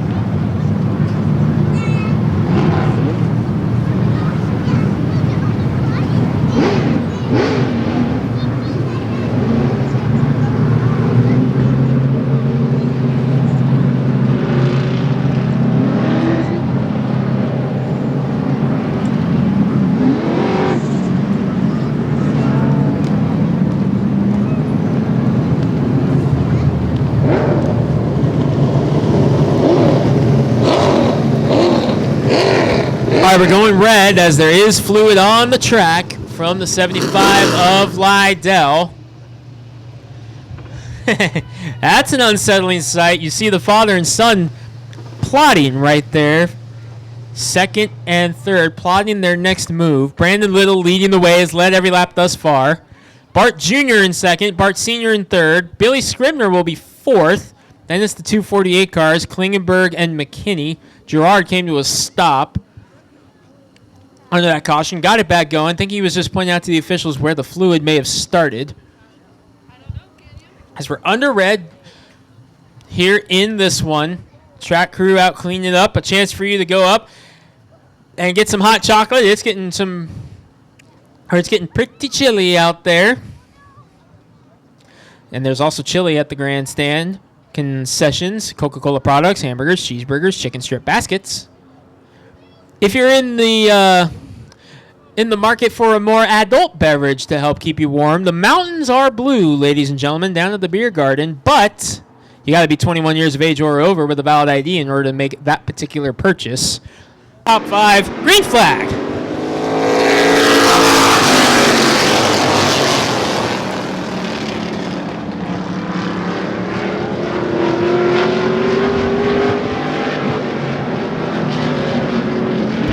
Brandon Little out to a big lead in this one. About 17 or so to go for Little, and Hector Jr. needs anything he can right now.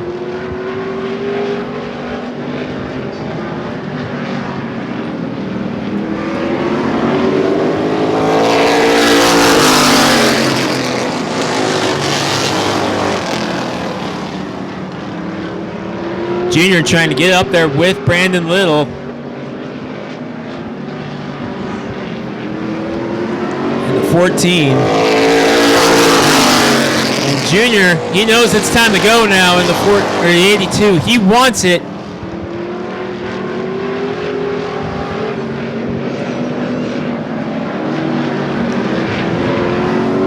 Little again.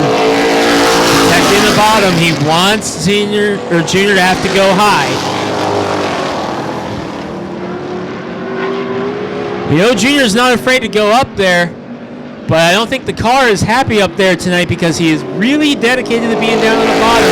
Senior making it out now in the 82X.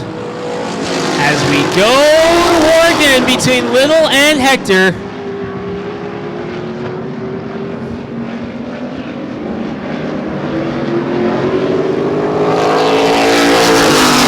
Brandon Little leads the way. Bart Hector Jr. right behind him in second. Long way back to Billy Scribner, who's in third. But Brandon Little is giving them the business right now. Has led every lap thus far. But Bart Jr. trying to get up there and take the lead on the outside. You see the sparks coming off the 82. Showing how hard he's wheeling that thing right now.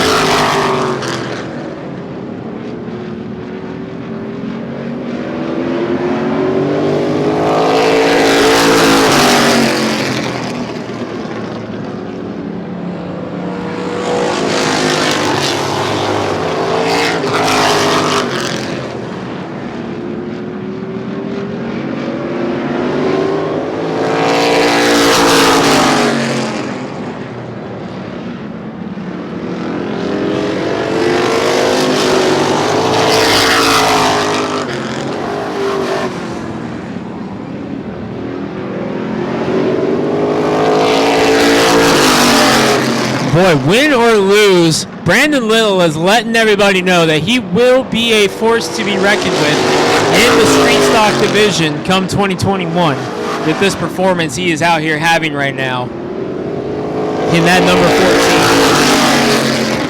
14. An incredible performance out of Brandon Little regardless of the result. As Bart Jr. has tried everything in his power. Junior's the defending champion of this series. Just has not been able to get past Brandon Little tonight. Bart Hector Sr. charging to the field, but is a couple laps down in the 82X. Right now, he's just showing you just what he had for him tonight. Unfortunately, he doesn't get to be up there in the mix at the end.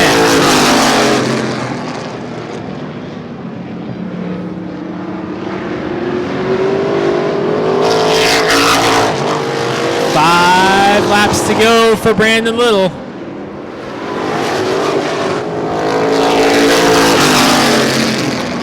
As Hector slides up the track again, and that could be the difference right there, because suddenly Brandon has got a big lead in that 14 car. His only shot, talking about Hector now, is going to be if he can get up there to Rick Girard.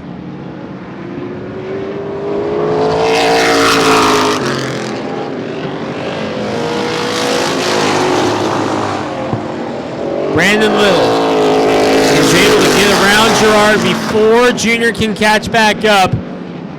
And with white flag in hand to the flagman, it will be displayed next time. Brandon Little might be picking up a big win in his debut race.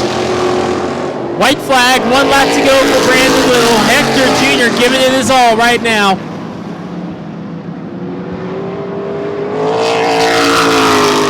Scribner off the track. That's going to drop him out of the race. Should put Klingenberg third. As the checker flag is going to fall. Brandon Little doing it here tonight. Brandon Little's first street stock win in his first start. And Hector Jr. not happy with Little at the end of that one.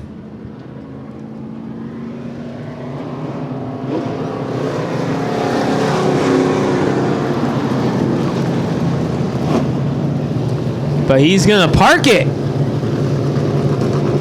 For the first time, a winner in street stocks, and Hector Sr. coming up as well.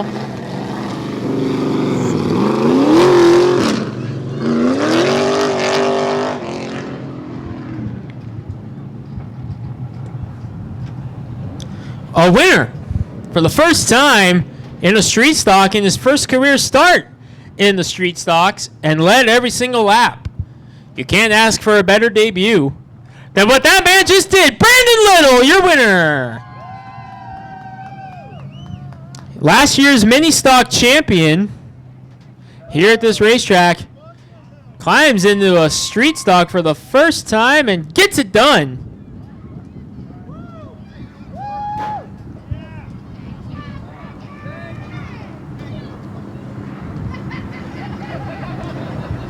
Terry Liddell coming up and congratulating Brandon. First win.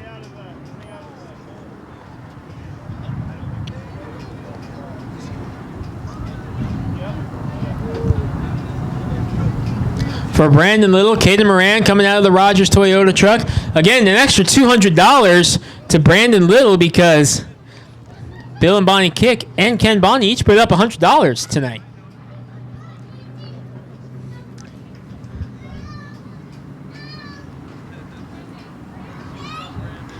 How about it, fans? One more time for your winner, Brandon Little.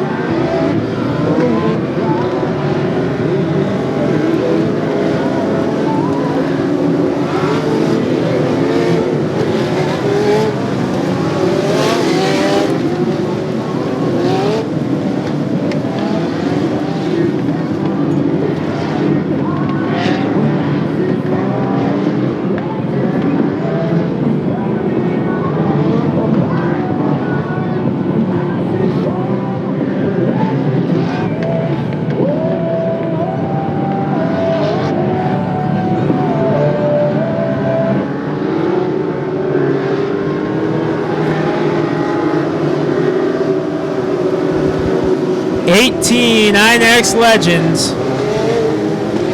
getting set to come to green. It's Bill Kick on the pole with Randy Copeland to his outside.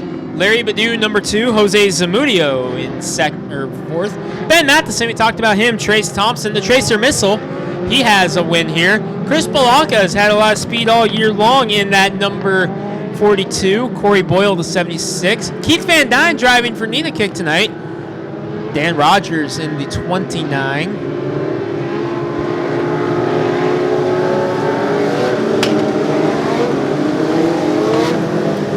Got several fast drivers in this field. Good to see the 8 back out there, Brock Nelson, as he had some issues earlier today. Good to see him back out there.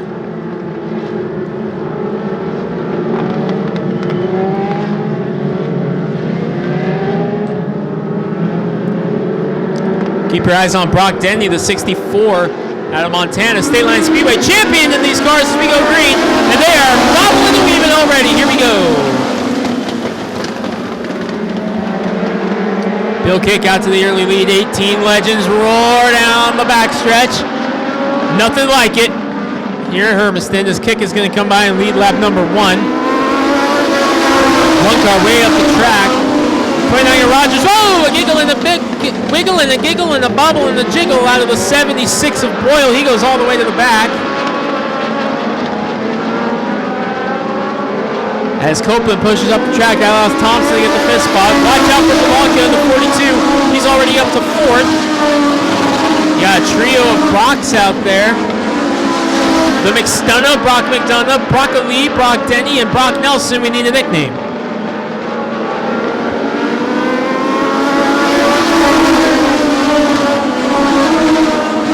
Brock Denny. Oh, trouble up front. The leaders collide. Matheson and Kick. He stayed green. Balanca to the lead. And the yellow flag is out as Bill Kick not able to get up to speed. Him and Matheson got together up in turn number 1. And we go yellow for the first time in this Legend Car main event.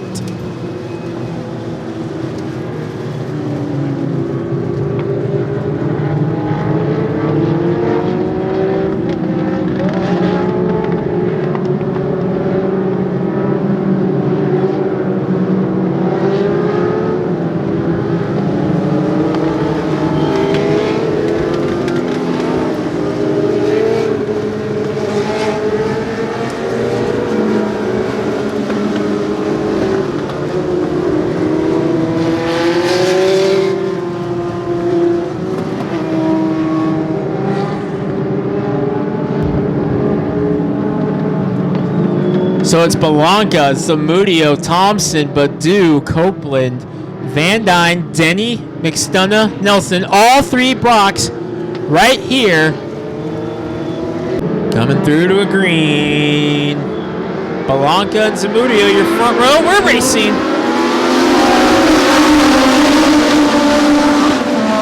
We're 3 wide back in the middle. Watch out for Brock Denny. He knows he's got to hurry as Badu with a big bobble and the 2 right in front of him. Brock Ali is suddenly 4th.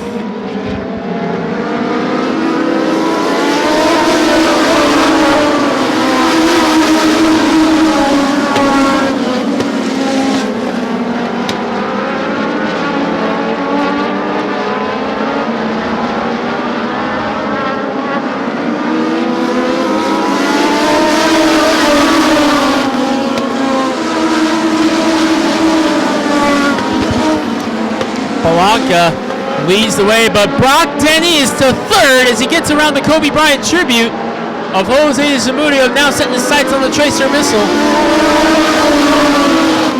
As the rest of the field sneaks their way through 3 and 4, Balanca trying to pull away, but Brock Denny, the defending winner, leading the way.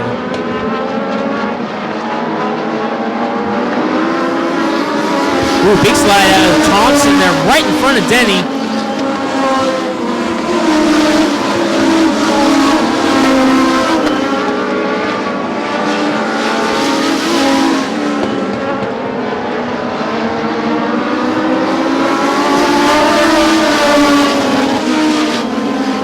Denny the 2nd, trying to get around Thompson. He does now, setting his sights on Balanca.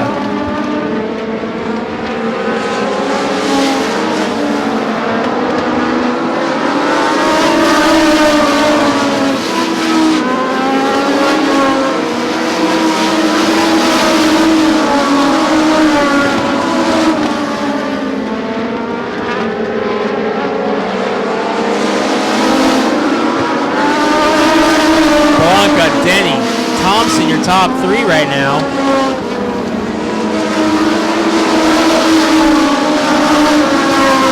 And lap traffic ahead of Belanco. Let's see who's better through it, Belanco or Denny. Belanco pinned on the bottom of his Berman tries to hang on. That's going to allow Denny to go to the outside. Brock Denny, the high rent district doesn't work for him this time around. One car around. Oh! A huge shot in the door. Keith Van Dyne and Corey Boyle get together. Boyle came to a stop. Keith Van Dyne able to roll into 3, but that was a heavy hit. And Boyle is up there in turn number 1 and 2. We go red flag immediately.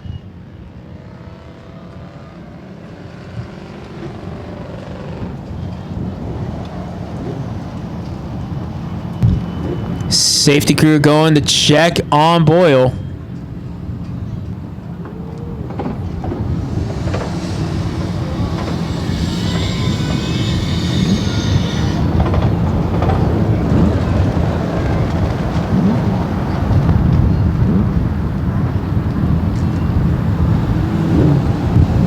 Van Dyne able to get back to the pits. They're checking up on Corey Boyle now.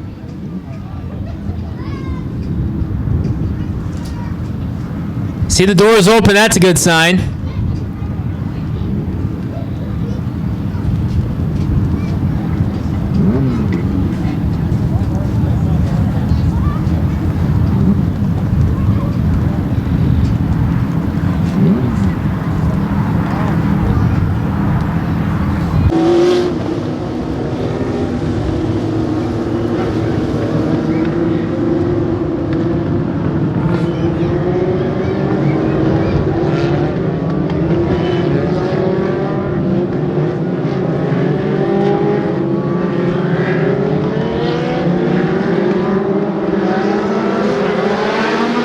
Green flag back in the air and a big lead for Belanca into number 42.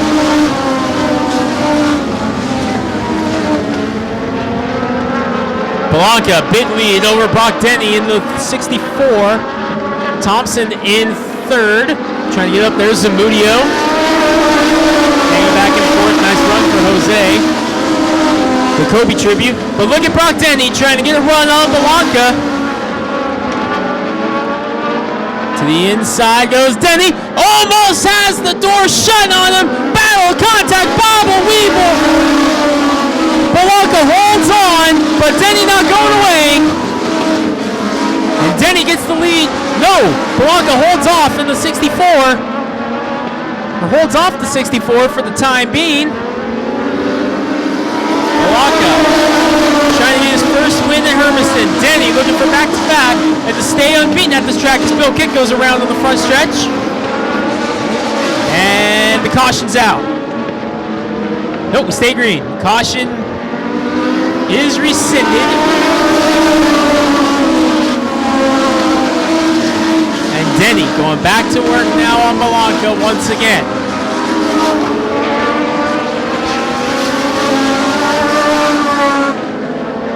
Denny trying to get it from Belanca. Ooh, some contact, and Denny saying, my turn. Brock Denny leads at Hermiston. The tracer missile right there behind him in 2nd.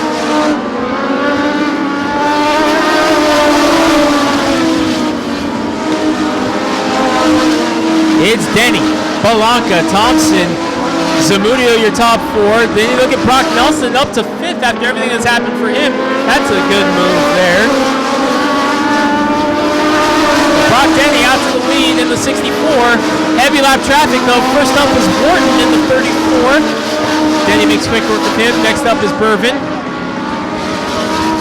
Denny with a big launch down there. Gets it. So lap traffic letting the leaders go. Denny leads.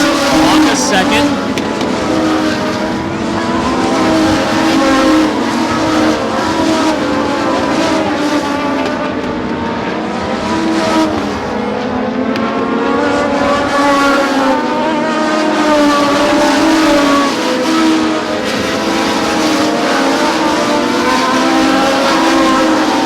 Denny Raceway from Belanca, Thompson, Zamudio, Nelson, your top 5. The McDonough in 6th. That's Brock McDonough, the 3rd Brock in the field here on the Brocktober Classic.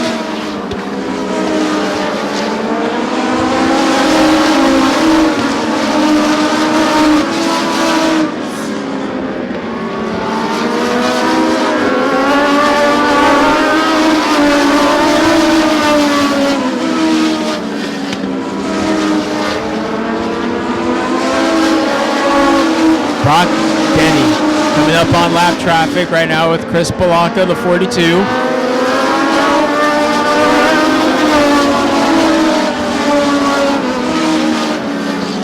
Lurking behind him. Remember, 1 race to go after this, folks. It's the late models, the big show on the season.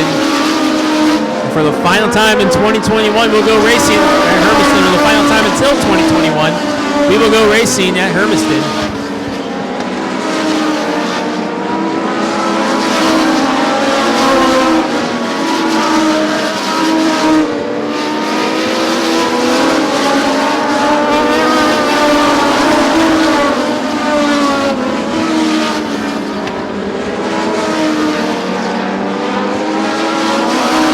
White flag in the flagman's hand. Looking to end the season for the Legends, and Brock Denny looking for back-to-back here in the October race at Hermiston. Took the white flag, big lead over Belanca, just got a smooth sail from here. He's going to win it consecutive years. October, 2 for 2 at Hermiston. Brock Denny, your winner. Belanca comes home 2nd, Trace Thompson 3rd, Zamudio 4th, I believe 5th is going to go to Brock Nelson.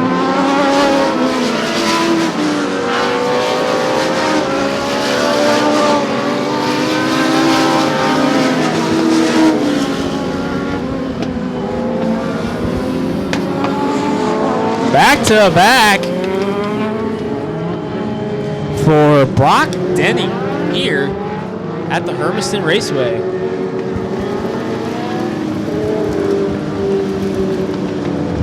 Give it up for your Legends. They put on a heck of a race. 18 strong here tonight in the Legends main event. You don't see that very often anymore, and what a show it was.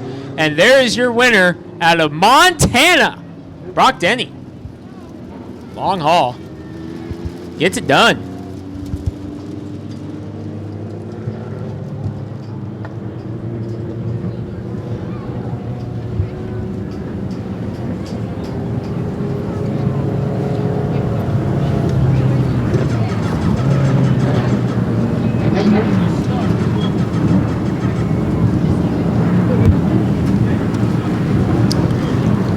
So, 2 straight in the October race at Hermiston. And looking at the entry list, the name Brock was on there 3 times, and it's Brock Denny winning. We're going to call it the Brocktober Classic here at Hermiston. Back-to-back here at this racetrack for Brock Denny. 2 for 2 at this facility. I think he might have something next year if he decides to come back a few more times. One more main event to go. It's your late model, 60 laps. Rogers Toyota getting set to come down and visit with Brock Denny.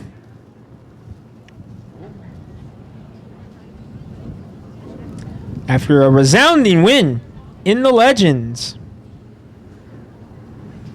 Trophy truck caught in traffic, I'm hearing, before this late model main event.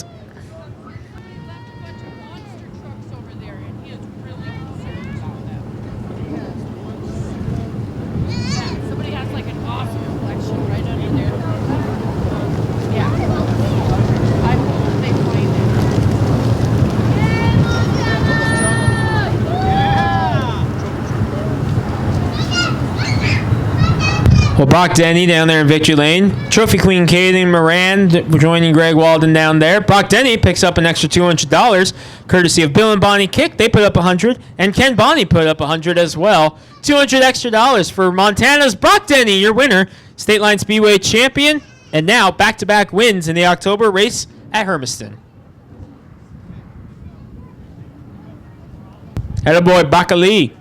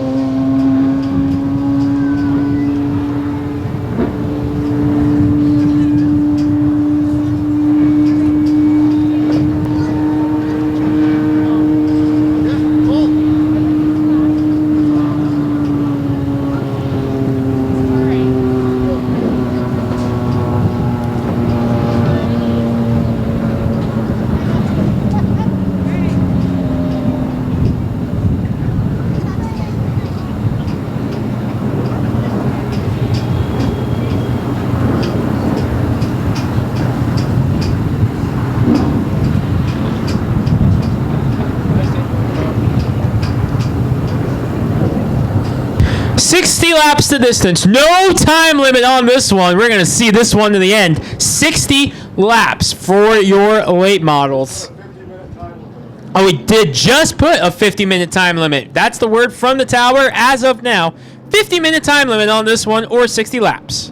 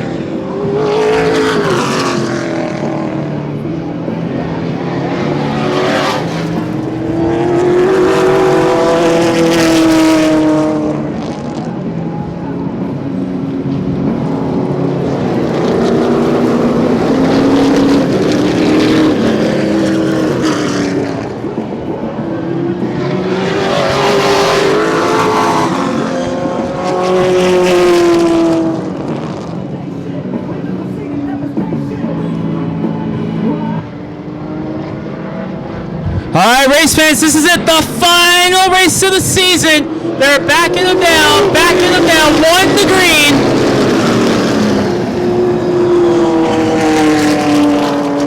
One to green, and we may have to reset this one again.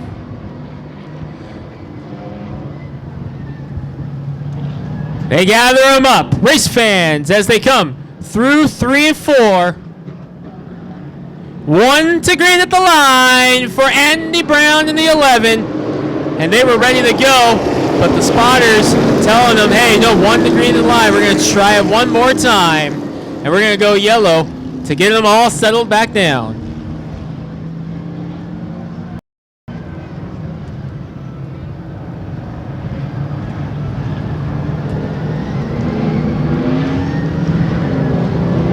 All right, word from the tower. We're going green this time for the final time in 2021. Race fans, it is showtime! Andy Brown gets a big bobble in the early stages as Bonnie gets out to the lead early off of turn number 2. Garber with the drag race on the outside of Andy Brown. 2 Spokane natives go in the battle. Several championships between them. Bonnie leads lap 1, but it's Garber who's the defending track champion. Trying to get the better of Brown on the outside. He will. Goes after Ken Bonnie now in the 3. Garber giving a quick bump to Bonnie and moving him out of the way early. They touch heavy and Brown involved as well. We go around and we are yellow early. Dave Garber, the defending track champion and winner of this race, gets into Ken Bonnie. And Brown with nowhere to go. And suddenly we are yellow just like that for the first time here tonight.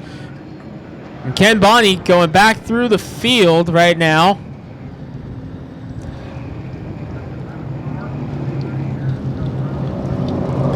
Andy Brown has quite a bit of damage on the 11 as well. Bonnie going back up to the front, but he was involved in the caution, so he should be sent to the back. I don't know. Actually, come to think of it, we did not complete a lap in this one, so we'll have to wait and see what the official decision is.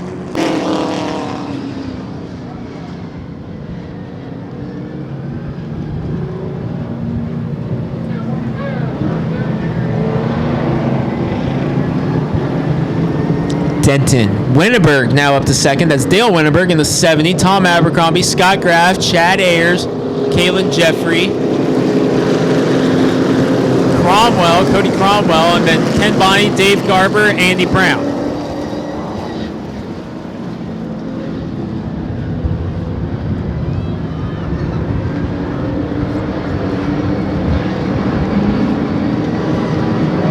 He's set to go. 10 cars, 60 laps. Coming around. Let's try it again. Green flag is out. We're racing. 3 wide. Bonnie. Door check. Gets into Garber. And Bonnie and Garber get together again. Caution is out.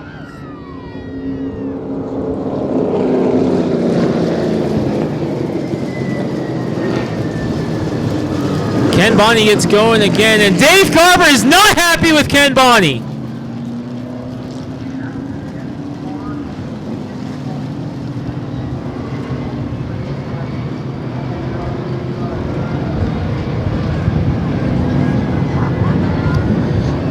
So Dave Garber and Ken Bonney not happy with each other right now. Ken Bonney in reverse. Can't tell who has the worst of it right now. Bonnie has a lot of front end damage, but Garber got hit pretty solid in the right side. I tell you, that's not going to go over here too well with these guys. Garber has significant damage on the left side as well. That was the initial point of contact on Bonnie.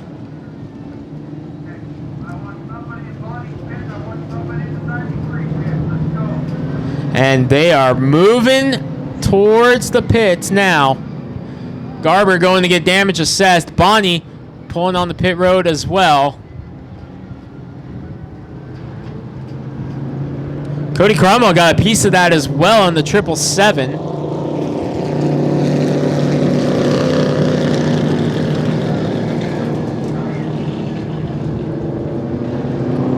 Cromwell looks okay in the 777. He was the innocent bystander and all that.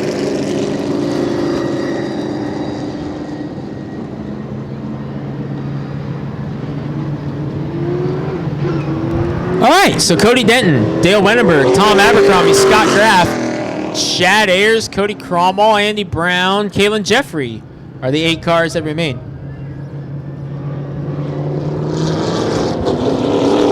We were just about to get the 1 to green, and then we caught debris in turn 1 is the word.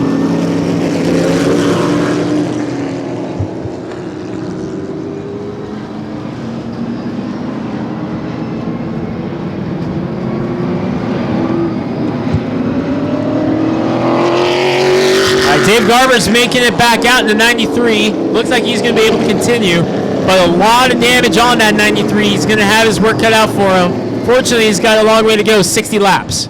But the time is running as well.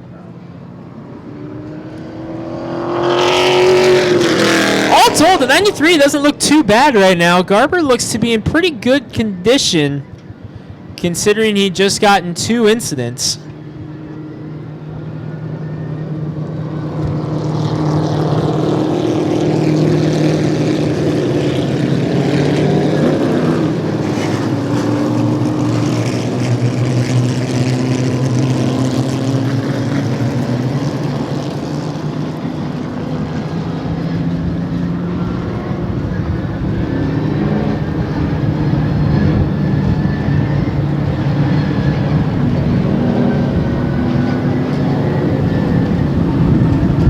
Going to be 1 to green at the line this time by 1 at the line.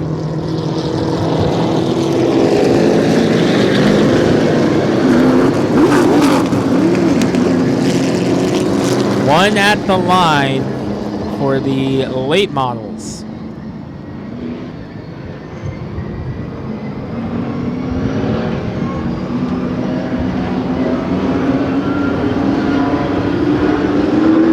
Come around, we go back green flag. Let's try it again. Cody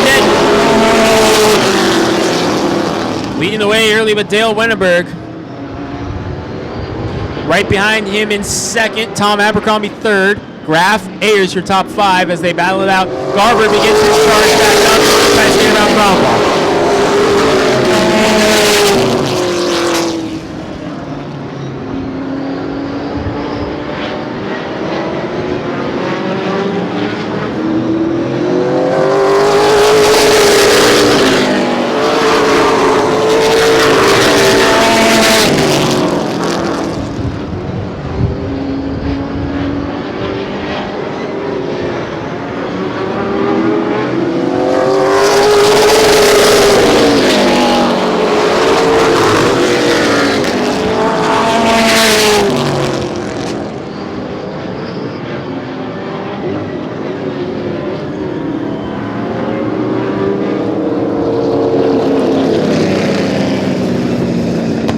We go Got Graf, Chad Ayers, your top 5. Green flag is out. Garber already.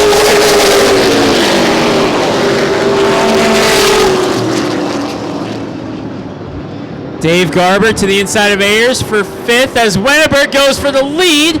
He's trying to get around Cody Denton. Boy, Dale Wennerberg has had some awful luck this season. Gives the ball to Denton. He wants this lead here at Hermiston. Running his father's old number, the 70, Dale Wennerberg, trying to get around him. As Garber to the inside of Graf. Move Dave Garber up to 4th already. Dave Garber's charge is on. Garber in 4th. Been in and out of the pits a couple times already after a couple different things. Car seems to be okay.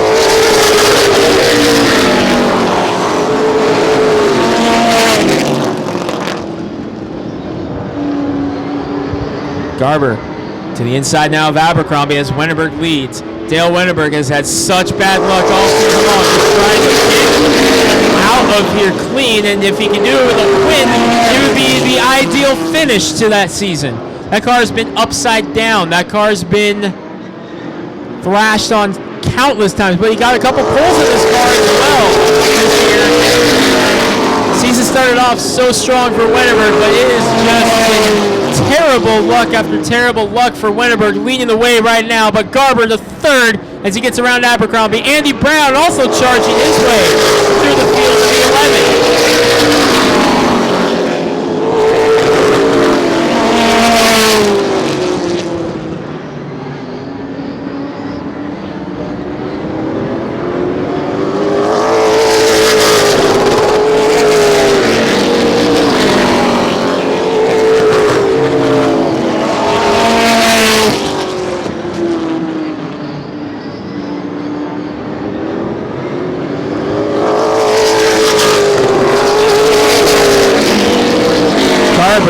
To the inside of Denton for 2nd.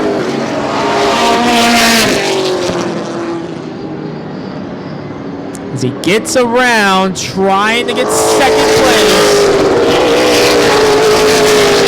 Whoa, big slide out of Chad Ayers there. He's going to hang on to it.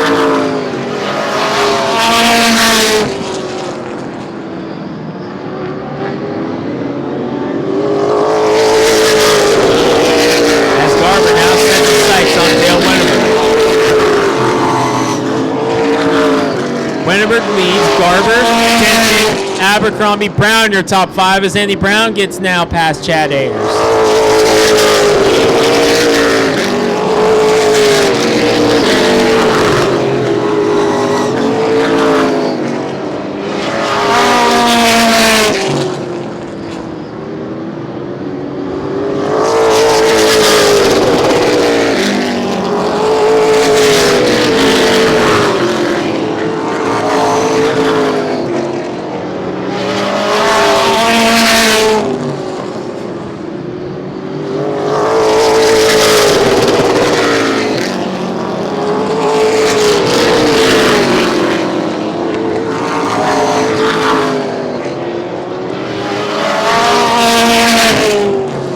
Garber trying to reel in Wennerberg.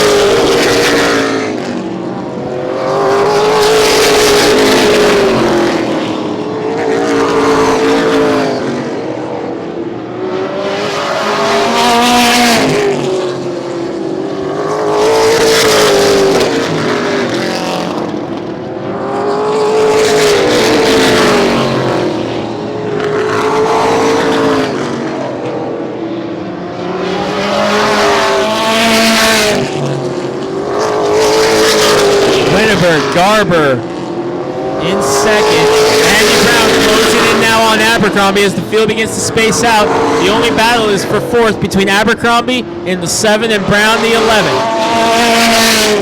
Brown, first time I believe Brown has made a late model start here at this racetrack. To the inside he goes of Abercrombie. Abercrombie shuts the door. Brown trying to fight his way back up now in the 11. Kip Van Buskirk going that car.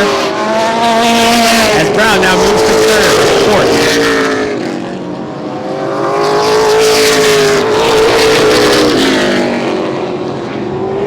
Big slide out of Chad Ayers in the 10 there. Kalen Jeffrey, a couple bright cars battling it out right there in turn 2. One car off the pace, that's Cromwell, the 777. As Garber tries to reel in Winterberg, but the momentum seems to perhaps have stalled just a little bit on Garber.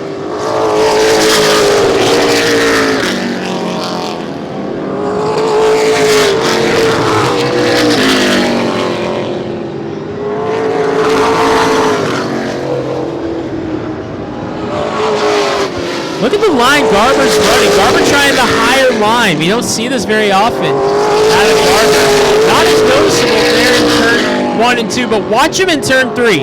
Garber taking a much higher line right there.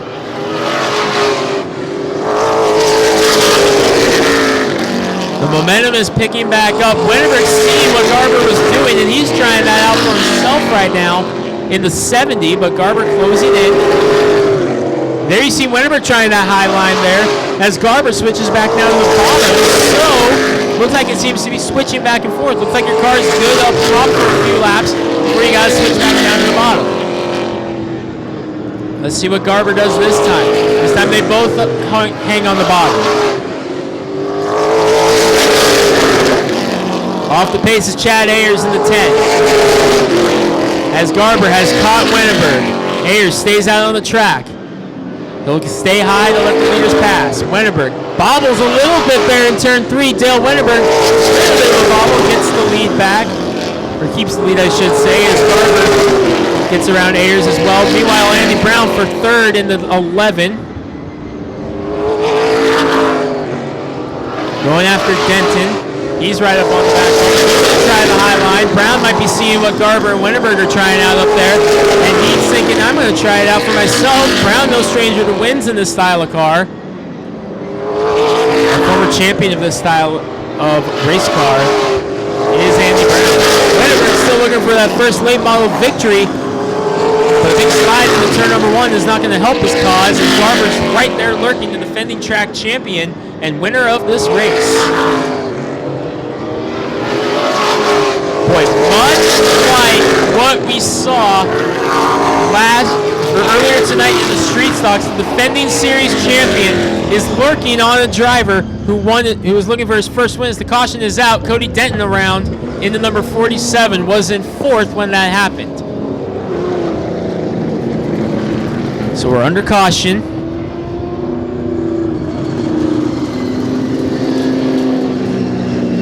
Gets a nice jump over Dave Garber in the 93. That's what Winterberg needed to do. Chad Ayers back out there in the number 10 after he came down pit road under that caution. As Winterberg, you see him still trying that high line just a little bit. Away from Garber as Brown closing in as well. Spokane area fans have seen this battle between Garber and Brown countless times in the past. But Dave Garber trying to show Andy why he is the defending track champion and get the lead from Dale Winterberg in the process.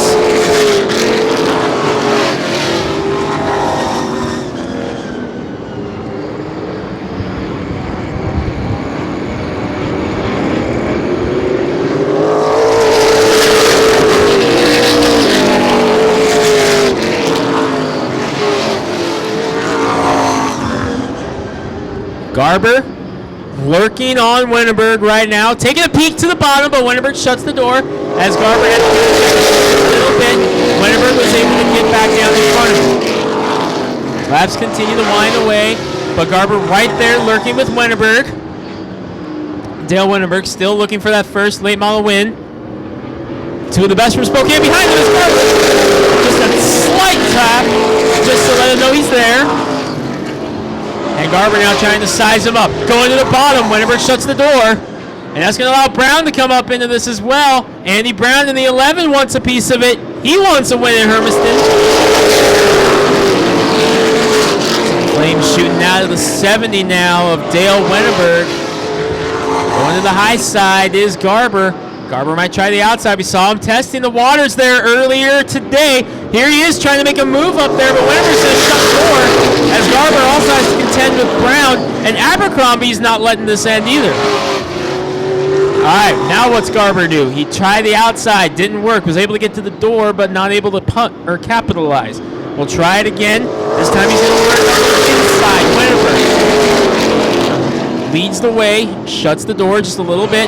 Garber with a nice run there through turn 2. That was a great run through turn 2 by Dave Garber as he was able to get a nice run down the backstretch, but not able to size him up just yet as Winterberg continues to shut the door. Dale Winterberg is doing anything in his power for this first late model victory. A little bit of a bobble out of Winterberg. That could open the door for Garber, but Winterberg slams the door shut. Garber letting him know he didn't appreciate that as he gives him a bump. Through 3 and 4, Dave Garber drag races Winterberg. Winterberg still on the lap, but Garber's there. Nose in front, Garber bump, and clear. Dave Garber to the lead, but Andy Brown following suit right there in second, and the caution is out. Chad Ayers is up on the burn. Chad Ayers in a precarious position up there. He might be high-centered, actually, now that I'm looking at it closer. A little bit of flame burning on the berm there as well. Our safety crew is going to take care of that real quick. But the 10 of Ayers, he's in a precarious position up there. That's going to take a minute to get down. That is going to take a minute to get down. We're going to go red. Lineup crew is going to sort it out. Ayers, they're going to have to get him down. That's not an easy spot to get out of there. Under red here at Hermiston, the season finale for the late models and grand finale for the 2020 season was Rad Towing going out to check on Chad Ayers and help get him down.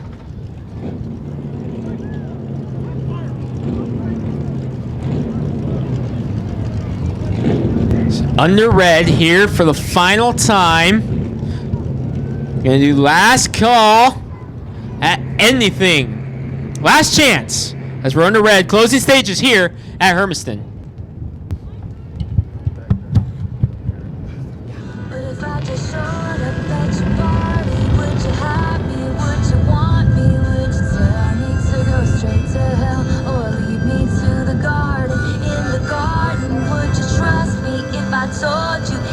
Just a summer thing. I'm only 17. I don't know anything, but I know I miss you. Betty, I know where it all went wrong. Your favorite song was playing from the far side of the gym. I was nowhere to be found. I hate the crowds, you know that. Plus I saw you dance with him. You heard the rumors from Inez. You can't believe a word she says most times, but this time it was true. The worst thing that I ever did was what I did to you. If I could show up at your party, would you have me? Would you want me? Would you tell me to go straight to hell? Or lead me to the garden? In the garden, would you trust me if I told you it was just a summer thing? I'm only 17. I don't know anything, but I know I'll miss you. I was walking home on broken cobblestones, just thinking of you when she pulled up like a figment of my worst intentions. She said, James, get in, let's drive. Those days turned into nights. Slept next to her, but I dreamt of you all summer long.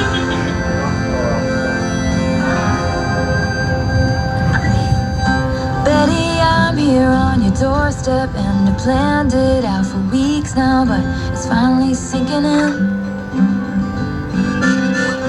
Betty, right now now is the last time I can dream about what happens when you see my face again. The only thing I wanna do is make it up to you. So I showed up at your party.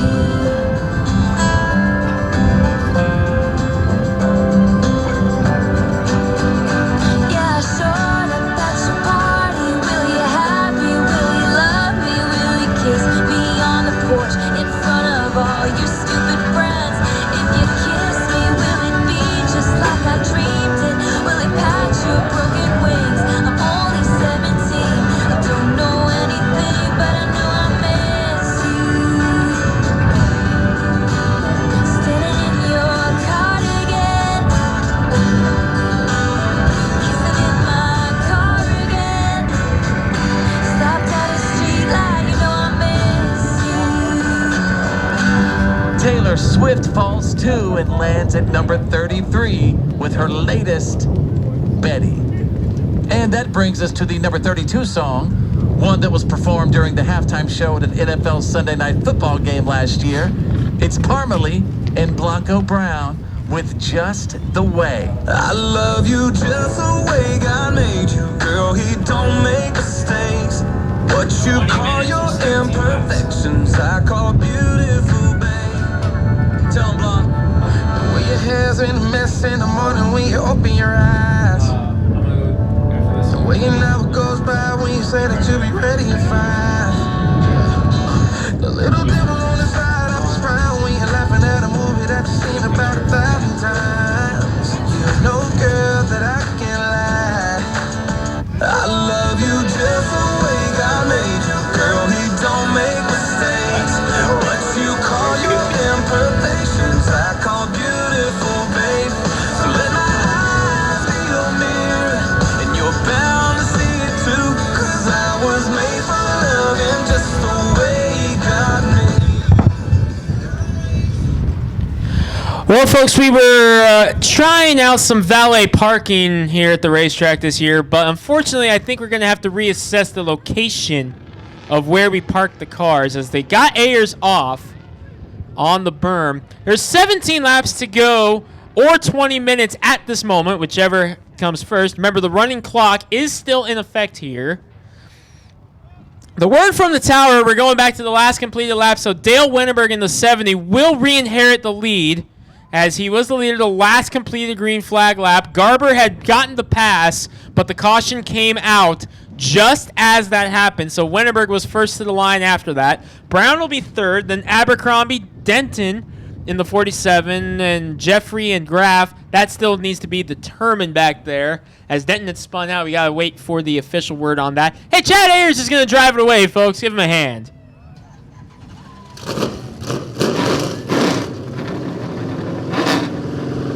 Ayers going to drive the 10 away.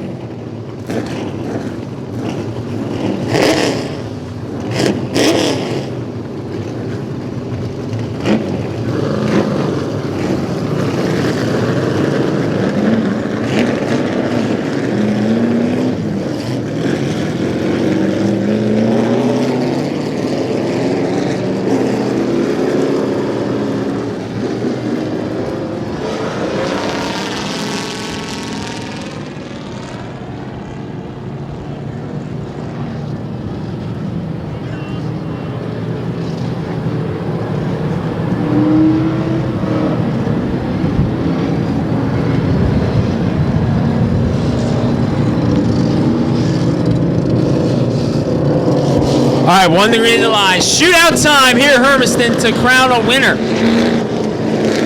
The Halloween Spooktacular. Dave Garber won this race last year when it was called the Fall Brawl. But Dale Wendenberg is looking for that first career late model victory.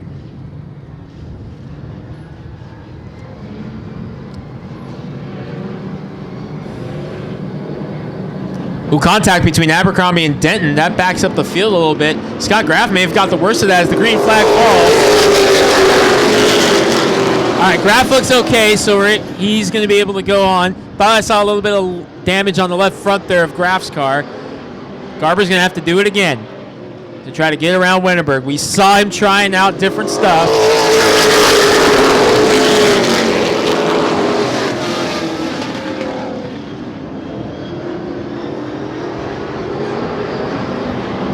Garber going after Winterberg in the 70. Once again, as Denton puts pressure on Abercrombie. Winterberg with a big slide up to turn number 4. That's going to allow Garber to think the outside, but he's not going to be able to make the pass this time.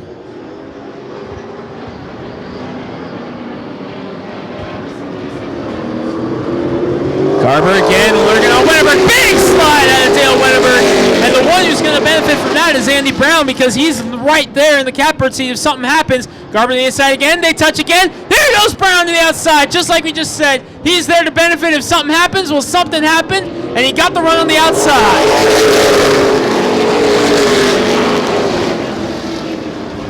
Garber fights back on the inside. Him and Brown have done this a time or two. Garber to the inside, got the spot on Winterberg, down on the apron, gets the pass, Garber leads! Garber throws it in there and gets it done. He's got the lead late. Garber, Winterberg, Brown, now your top. Dave Garber, your defending track champion and winner of this race. Trying to hold on and pull away and make it back to back. Brown now to the inside of Winterberg for second. He's got it. So move Andy Brown to second. And this is kind of cool if you're from the Spokane area. Been a while since Dave Garber and Andy Brown have been 1-2 in a race. Last time I can remember seeing this was all the way back in 2012. These two finished 1-2 last time. It was Brown getting the win that night. That happened at Spokane County Raceway. Garber looking to flip the switch tonight.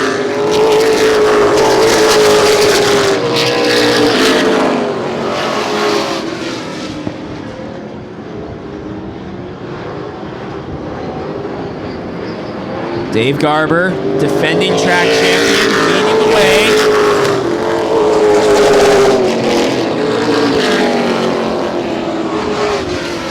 Trying to pull away from Brown. Winterberg, Denton battling for third. Cody Denton right up on the back there of Dale Winterberg. What a performance by Dale Winterberg tonight. Fighting and clawing for everything he had. In third right now, battling with Denton for fourth. It's not over yet, as Denton's going to give him another bump here. Kaylin Jeffrey, don't count out the Hottie Jr. for that third spot just yet. She's closing in, got around Abercrombie, and if something happens, she's all of a sudden in the catbird seat. The battle continues for third between Denton and Winterberg. Another bump from Denton. Here comes Kaylin Jeffrey. Winterberg, the flames shooting out as Brown tries to reel in Garber.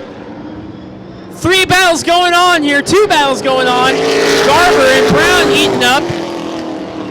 And Winterberg and Denton are side by side. Andy Brown is closing in on Dave Garber. Did Dave Garber use up too much stuff trying to get around Winterberg? Jeffrey to the inside of Denton now. White flag this time by. Can Brown get there to Garber? Slide from Denton! Jeffrey able to clear. Abercrombie there. He gets into Denton.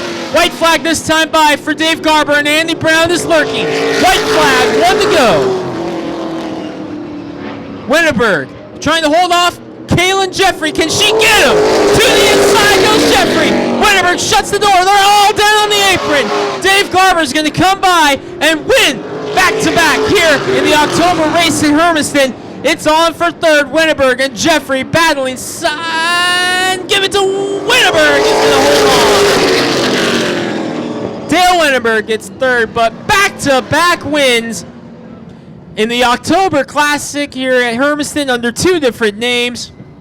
The Fall Brawl last year, Halloween Spooktacular this year. And Dave Garber, your defending track champion, ends it on a high note. That's back-to-back wins for him as he picked up a win at Magic Valley last week. So back-to-back wins for Dave Garber to close out 2020 on what had been a very, very trying season for the 93 out of Spokane, Washington. A very trying season indeed. And he's going to end it in victory lane at Hermiston Raceway once again.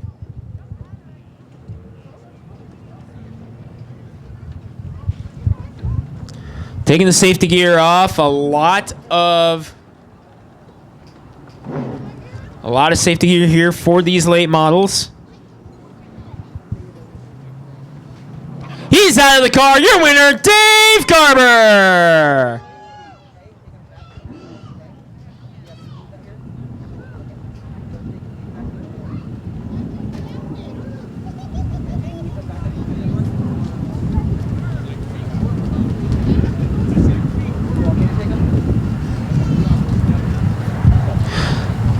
Defending track champion ends the season with back-to-back wins, one at Mission Valley and one at Hermiston. And it's back-to-back here in the late October race. Not a bad way to end the season. One more time, your 2019 champion, winner of the Halloween Spooktacular, Dave Garber. And that's an extra $200